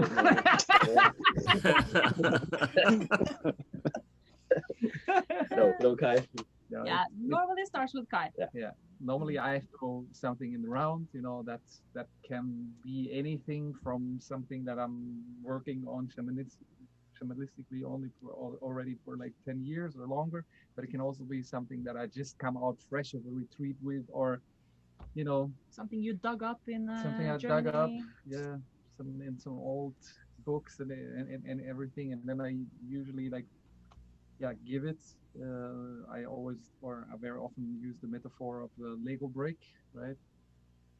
Or Lego bricks, and then I give it into this space here, and from there it usually takes off into something that we're quite excited about while we're doing it, and also in the end. And sometimes you have fragments of a melody or a beat, and sometimes not, and sometimes melody just I hate to say it, but it comes to us. Like it's weird, but there has been many examples where I gotten a lyric sheet from Kai, and I could just sing it straight from without any thinking at all, and that's what makes this room or this studio space quite intense sometimes, because it's a very short barrier between creativity and actual studio, actually what's being recorded. So many things that you hear on recordings are one takes. Most of it is, and then we have to learn it afterwards to be able to play it live. Sometimes I also just log Kai into the room for an hour, and I use the 5 seconds where he just completely went to another dimension. And I repeat that, and I then do that live, Kai.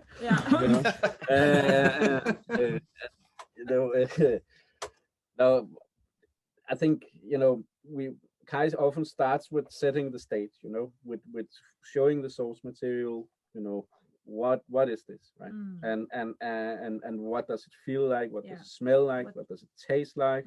And we kind of get an idea around the subject, and then begins the sonic extraction of that, right? How would it have sounded if it's like if it's a musical piece, for instance? What do we want to feel? What do we want to hear? Are we working in Stone Age? Are we working in Viking Age? Are we outside? Are we inside? Are we by the sea? Are the bones talking or singing or not? Yes, are we creeped out about it or not? Is there a ghost present on the actual recording? No. Yes, it is there. Yes. Oh my God, is there a ghost on my recording? Then or maybe we should get the plague bone and bury them somewhere. Then there's a lot of time being spent on gathering sounds, because everything you hear is organically harvested, I would almost say. We all have it's ecological. It's ecological. Yes. No animals were harmed on the All recording. humans, almost. But They were dead already. Yeah, they were dead. And someone steps on the Lego bridge. Yeah. So we have 2 Zoom recorders divided between the 3 of us, and they're always present. And Just want to say we don't record the whole album on Zoom No, recorders. no. I happen to have a pretty good preamps in the studio. Yeah, but we for do the audio capture, files. some seagulls are loving to nest on the rooftop here, so it's very handy to place this out. Yeah, get that. Yeah, we use nature as an instrument, and we extract notes for it, because every note is there if you dig deep enough, at least. And we also sometimes work with other approaches, such as making a sort of code to, if we look at lyrics, and also you see specifically also from Icelandic work and stuff like that, there's often a dictated rhythmic in the poetry that you can extract a code from, and you can use that both sonically within notations and also rhythmics, and often it becomes very complicated very fast, and it is amazing, but it takes time to figure out. Other times it can be that there will be like a sonic concept that somehow acoustically rings. One thing is very important to put out, and that is that we do not use synthesized sounds at all. It may sound like it once in a while, but it's not. Every sound, even though it sounds like the most crazy synthesizer thing you ever heard, is probably just a seagull or a waterfall or something that's been optimized a little bit. Or Kai choking. Or Kai is doing a microphone swallow in.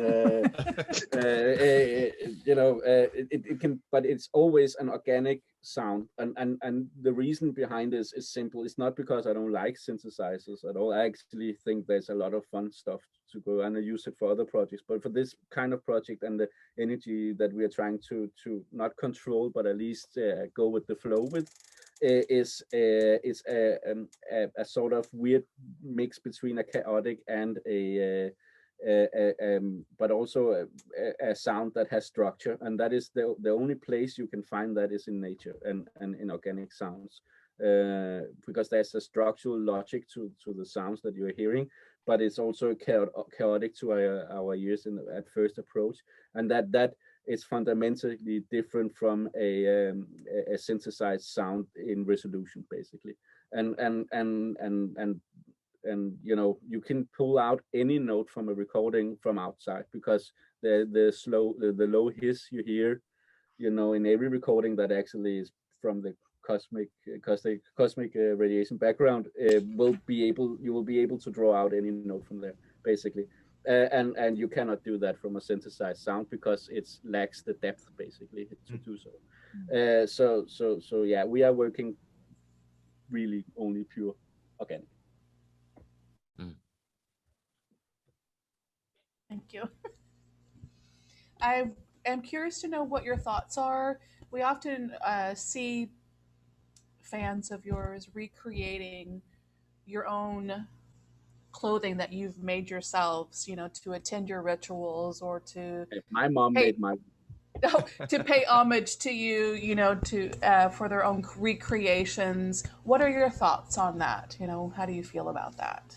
I think if you create something that makes other people feel inspired to create something themselves is always a good thing.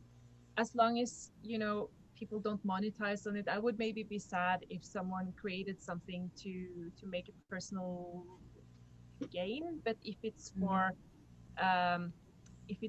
a spiritual purpose, or you want to dress up for Halloween, or you get inspired to make something that you want to go to a festival with, or, you know, it's just whatever makes people feel like they want to create something in general, if it's music or outfits, or I'm totally up for that. Any other inputs? I like it. I'm agreeing. Mm. Yeah. Sometimes I wonder how the fuck they got this big ass antler in, but yes, I like it.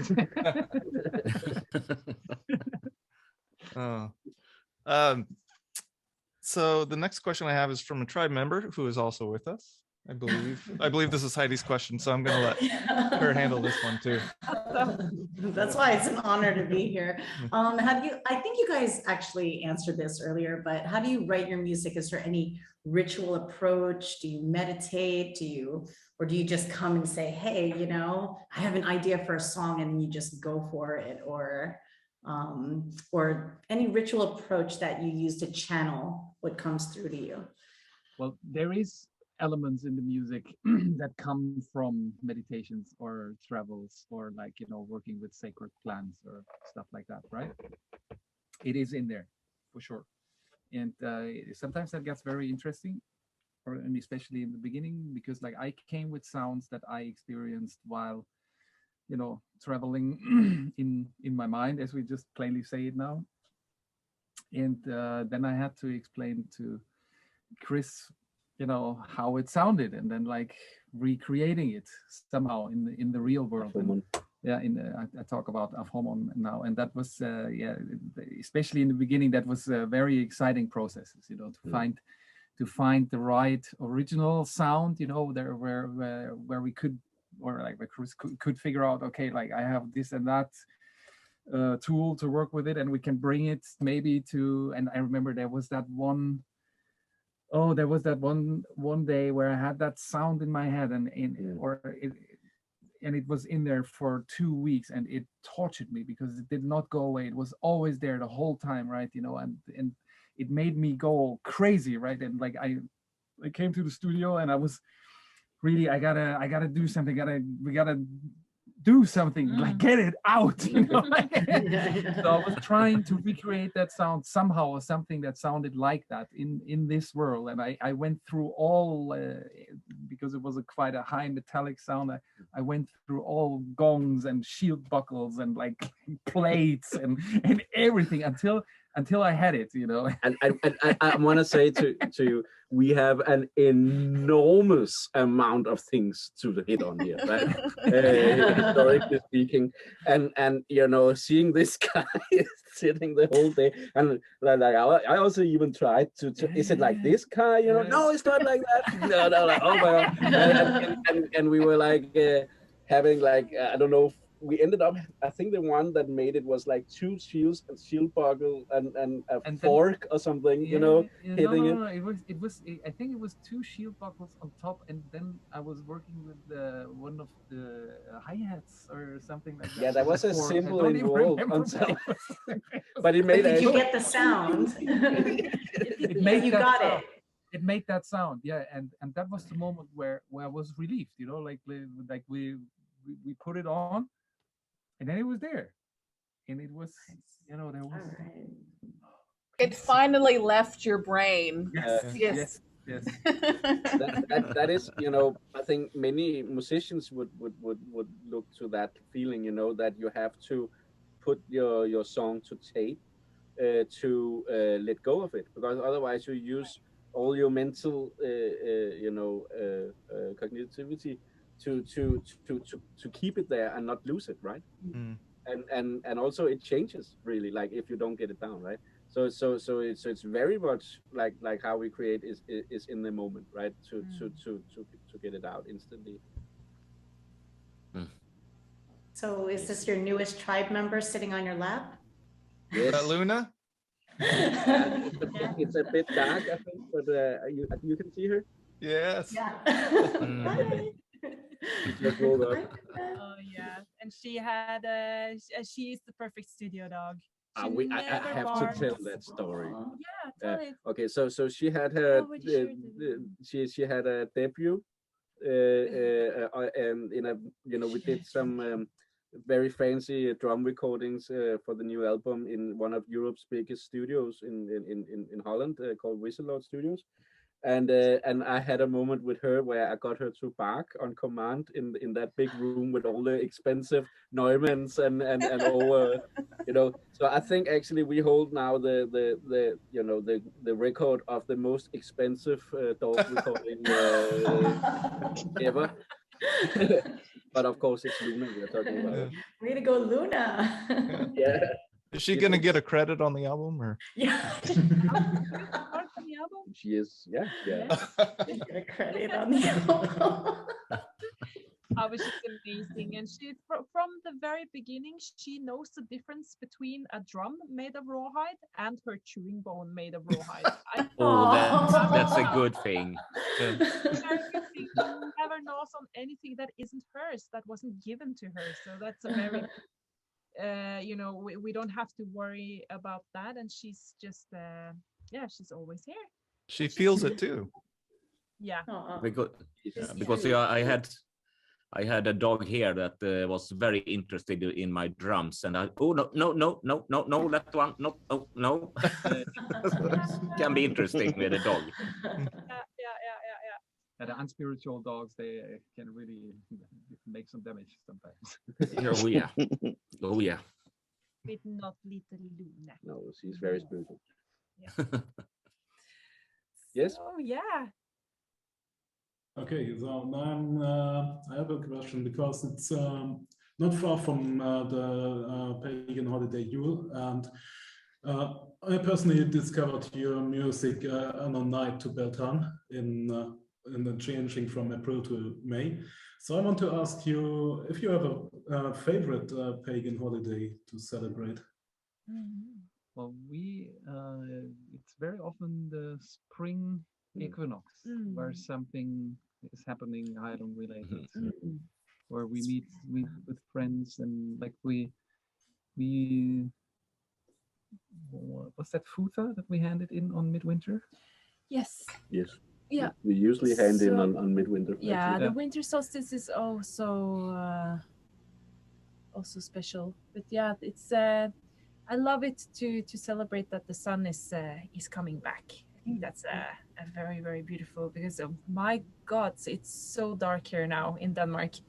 It's like every day is gray. We don't have any snow, so it's just, and you barely see the sun. It's maybe a few minutes a day, so it feels also really relevant to celebrate that it's turning. We understand the relevance of the solar cult in Scandinavia. Yes. Yeah. It's strong. It's strong. Yeah. I can say the weather here in Germany isn't better than in Copenhagen. I can imagine. Yeah. San Francisco must be better. It is. She likes it, but I would say we have months of just gray weather, and that's not mine. Summer is our favorite day a year. Yeah. And where are you, Caleb? And Stephen? I'm in Oregon, Pacific Northwest. Oh, yeah. So the Portland shows or the Portland rituals are the ones that I participate in. Yeah. And you, Stephen, where are you? I'm in Georgia. So Georgia, yeah. So your first date on the tour is Atlanta. That's about 3 hours from me. All right. Yeah. You guys, the thing is that Christopher's father is actually waiting to fit a new piece for the studio. I think he's almost here now. Yeah. So we were just how are we doing with the questions? It's lovely to talk with you, and we could stay here all night. But we also kind of have to make we have also, I think we have four questions left, I believe. Okay, let's run them through it. Go. Okay. Yeah. What, Lasse? Yeah, thinking back of to all your interviews from all of what various countries that you have been to, is there a single question that you wanted to be asked that nobody has bothered to ask? Something that yourself would like to talk about, the question of your dreams. Yes, I love that question, because the thing is that we've been touching a lot about what we normally don't talk so much about. I love to be able to, you know, reveal to you also a bit more about how group is group dynamic is, because it's very, very beautiful. But I'm going to keep it short and say that being on tour with Heilung is one of my most favorite things, because we are a group of so much diversity from so many different countries and cultures and backgrounds, and that makes every situation incredibly exciting, and you can always find an interesting conversation whatever situation you're in. It's never boring to have to wait 5 more hours for the plane because you're surrounded by good people. So I think I want to just, you know, share that wherever you are in the world, if you can seek out a person which is from a different culture than yourself, do it, because you will gain so much from it. Anyone have any questions? No, I also think like you guys are pretty good. You're really off the beaten track with your questions. I like that a lot. And like by now, I was also thinking about it actually, because I don't really want to ask people to ask a question that I would, you know, want them to ask me. You know, that would be, you know. Sometimes hey, you have to ask me about giving me your money or something, you know. I mean, no, but it's fun, because when you get a lot of interviews, there's sometimes, at least for me personally, I've been like, oh, why does this never get a subject? Because we talk a lot about the same things. But in some interviews, not here, but sometimes also people ask things where, you know. I would rather have less questions than, you know. Okay, sorry. But thank you for very interesting questions. I really like what you guys coming with. Next question. Next one. This is from Mike. Mike asks, what other types of music inspires you all, individually and as a group? Well, I just start, I guess. Right? That ranges in my like, for me, that ranges from like the toughest and roughest black metal all the way over classical music to like psytrance, Tibetan monk music, and of course all the traditional stuff. All the throat singing mantras, cultures and mantras and everything. So there's actually like, there's not much, you know. I have a difficulty like to like get into jazz, and like also hip hop is something that doesn't open up to me easily. But there's actually like not much music where I really categorically say, oh my god. I am. I have a disease probably, you know, when it comes to these things, because you know it. You know, if there's something that is your profession, right? You get very analyzing, you know, within it, right? And that's one of the reasons why Heilung became such a bliss for me personally, because there's not much music made these days, to my taste, that really gives that deep layered thing that you really can hear from the old masters within classical music or traditional music. And not to put Heilung up there with that. That's not my. There is of course lots of great music being made, but there's also a lot of music being made in general in these days, right? Because everyone can have a small sound studio in their garage or in their bedroom, right? And that can really, you know, put a lot of in lack of better word, crap out there, and that is great. And it's just another type of soup you need to dive through, right? So when it boils down to something, I'm not personally inspired by other music at all.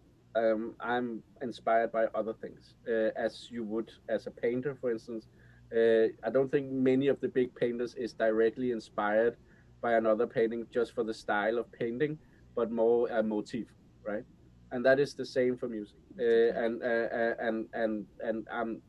I of course listen to our colleagues, and I like a lot of it, and it's beautiful what is happening within modern folk music in general, and all that, and world music, but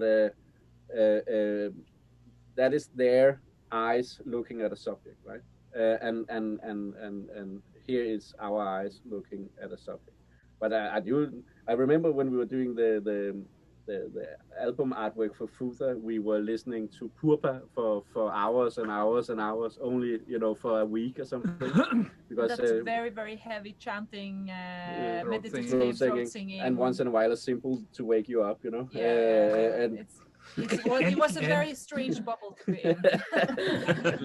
We listened to a lot of Arctic music, like Inuit and all of this kind of really crazy. So we do of course listen to stuff. I don't want to sound like someone that doesn't listen to music, but it's not necessarily a direct inspiration. Me as a vocalist, I listen to a lot of folk music and world music from all around the world, because it's very inspiring for me to hear what is physically possible with the voice, because it's an instrument that is constantly growing, and it's so definitely folk and world music for my sake. Okay, we only have a couple more questions. We're almost done. We have another question from a tribe member, Sean W. He says, you all seem to be very close, and he's wondering what brought you all together. Yeah, that's a good question, and it's a good observation. We are very close, and we're combined. We are connected through our interest in all our history. We met on Viking markets. It's a reenactment market, right? Or living history. Yeah, where we reenact Viking, the history of our ancestors. And so the three of us started out as hanging out in these markets. Kai is a tattoo artist, Chris helping his father mostly, and also playing a bit of music.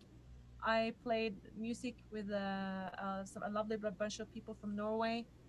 And then, Then I moved to Copenhagen. Then Kai moved to Copenhagen. And then I wanted to record some poems. Yeah. We got 2 down. Yeah. 2 of the poems that I wanted to record is actually now on record, and one of them is published. Yep. Oh, everyone's gonna start scouring the internet. Oh my god! Is this an exclusive? The first reveal. There's gonna be a poem. There's gonna be a poem on it. Really a sensation. There's never been a poem on Ireland. No. But it slipped anyway. Yeah. Just so you have to say, you have something to say that something slipped. Yeah. Something. Yeah. That's gonna be our headline for sure. Heilung reveal. Heilung reveal. Secrets of the new album. Yeah. What was the question again?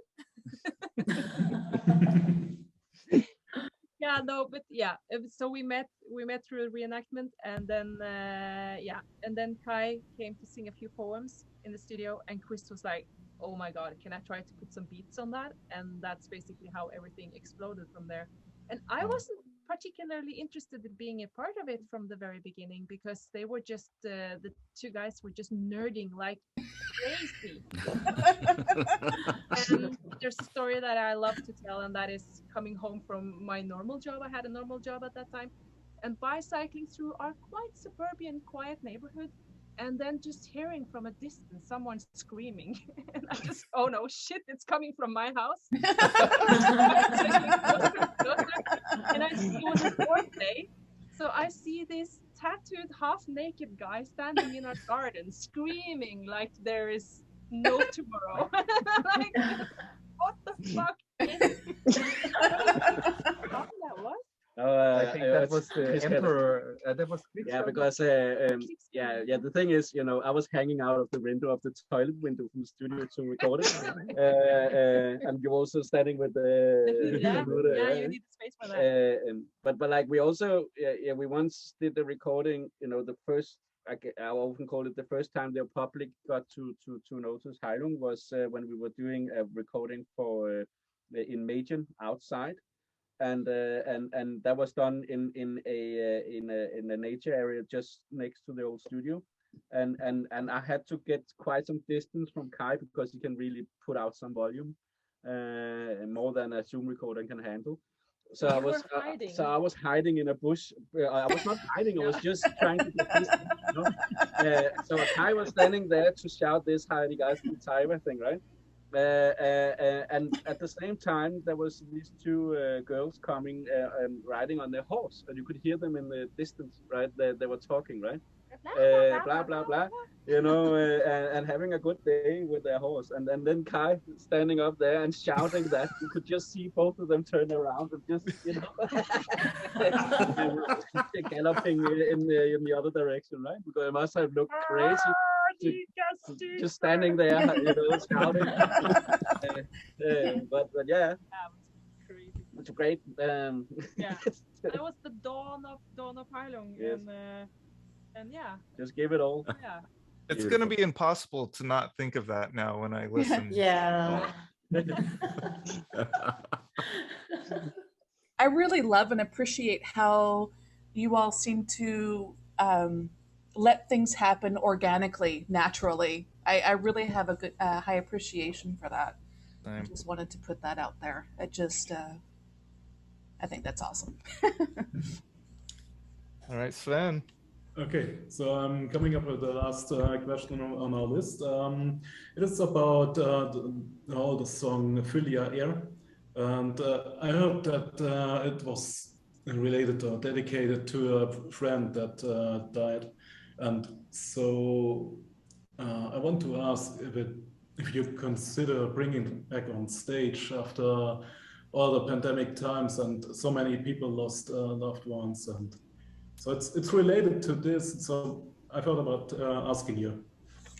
Funny thing is, you know, even before all of this happened, I came home from South America, and I was like, hey, should we bring like Fylia Air back on stage? You know, there's someone from the other side really wanting to have it back, right? And you also said something else. Yeah, but we can't really reveal it all, right? So, and then we actually made it to the point that we were already rehearsing it. But then again, you know, the year that didn't happen. That's all of it. Wow. So yeah, but it's time. It's time to bring it back. Thank you. That was our last question. So if we have just a few more moments, each one of us just wanted to give our final farewell to you before we say goodbye. I can start. I don't have anything scripted. I just want to say you guys have had a very big impact on my life.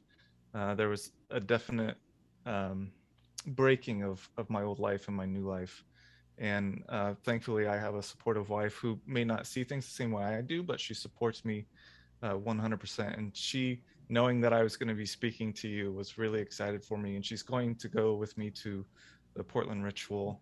And to have that kind of support and to have an example, a spiritual example in you all has been, I can't tell you how important it's been to me. So just thank you for what you're doing and carry on.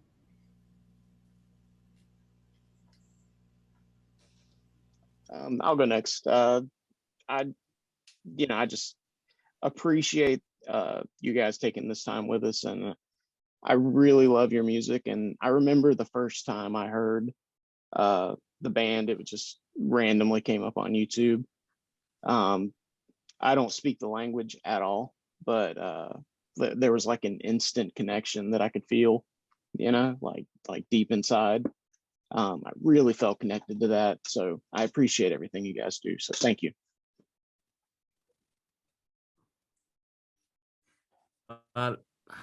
If I go next, I try to keep it short. And for me, it's tying things up, really.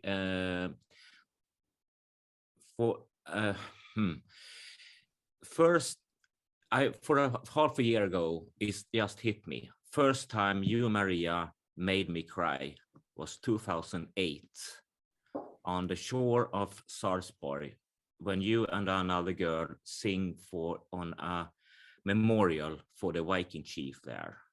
It was my first Viking market in Norway anytime, and I just cried. I cried my heart out.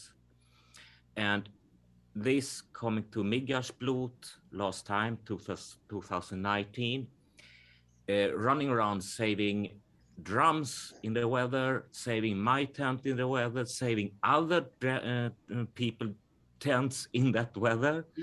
And yeah, I mean, oh wow. And on the evening, tired as hell, one of my best drum days ever in my life, or hours, and ended that listening to you guys, and I danced my heart out. Fantastic. And I don't dance ever, but I did. Thank you from bottom of my heart. Beautiful. Thank you so much. I have to say something. We got told that we are very, as you know, we are very connected to Midgardsblot in general. It's our home. We grew up there in that area. But like Runa and I and us, we got this idea that we wanted to put a sound installation in the entrance hall that they just built for the whole thing in this tower, and we got Kai to make all these very creepy sounds, and also sometimes you go like, there's one going like, and when you come, and stuff like that. And there's also this deep these dog garn sounds, right? But the thing is, the whole festival got shut down when we had to do sound check because there was like a hurricane type storm coming into the state, right? So everything was just this desolate wind and apocalyptic thing, and the only thing you could hear was this tower standing in the middle, having Kai's, sounds, spreading all over the place. It was really, really something. And everyone, it was dangerous. We could not do our sound check at all, So it's because it was too dangerous. So we did it without, and yeah, it was a night to remember. We also heard that was the highest count of people found in the forest next to the stage having sex while we were playing. What an honor. Yeah, what an honor. A lovely festival. Fantastic.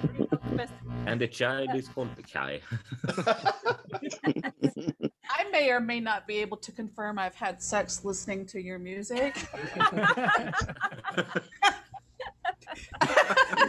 Probably a large percentage. I'd imagine. In the ears of Luna. Yeah, cover her ears. Yeah. Oh, but thanks for sharing those memories, Lasse. I really appreciate it. Thank you. Thank you. We have sit by the same fire, and I thank you so much. We will again. We will again. Thank you. Sven, would you like to go? Okay. Yeah. So I also have no script for that, and just I want to thank you for all the things that moved also my life in the last now 2.5 years, and yeah, the music came to me in a time when I didn't knew what to do with my life also, and it gave a big new aspects to my life, and also brought me back to the path I had long before, and it fitted a lot on the spiritual things fit a lot of what I felt for decades, and so yeah, I really want to thank you for all this inspiration, and I never expected to be on this point now, also with the tribe group, and playing admin for over 20,000 people all over the world is just an amazing thing, and it's really great what grew out of that, and just thank you so much. Thank you, Sven, and thank you for all of your amazing work with this group. And thank you also for setting this up. I know you talked with my brother-in-law, Boo, in the north of age. He says hi, Yeah, by the way. he was the connection, yes. Yeah. It's great. It's great to have so many good people out there. And I know that you are gathering the best of the internet in this group. People are so sweet to each other. Yeah, we all try. It's not just me, it's also my complete team. Also Doro, who is not here at the moment. Yeah, And I'm just a part of it. And so everybody of us is doing their best to keep the spirit in this group. The rules that you all have set that is guiding the people on how to behave in this group really works. It really works. It creates a warm, welcoming atmosphere where people feel safe enough to share their experiences and can have a good and helpful and safe time on the internet, which is rare in these days. A sacred digital space. Yes. In the book of faces. In the book of faces. It sounds so much more ominous that way. Well, thank you. Like I said, you guys inspired me. I definitely use your music for my rituals. And like I said, I came to Germany to come see you guys, but unfortunately you guys had to cancel. But I will see you at Midgardblad, San Francisco, and in Berlin. And thank you for inspiring me always. And I feel sorry for the neighbors because they know that I'm practicing my drumming and dancing like crazy to your music. So maybe I should take them to a ritual. But thank you. It's been an honor to talk to all of you. Thank you. Thank you so much. I have very much enjoyed being able to have these conversations with you today. I'm very appreciative on a very personal level. I don't know what more I could say that I've already said, but you have impacted my life so very deeply.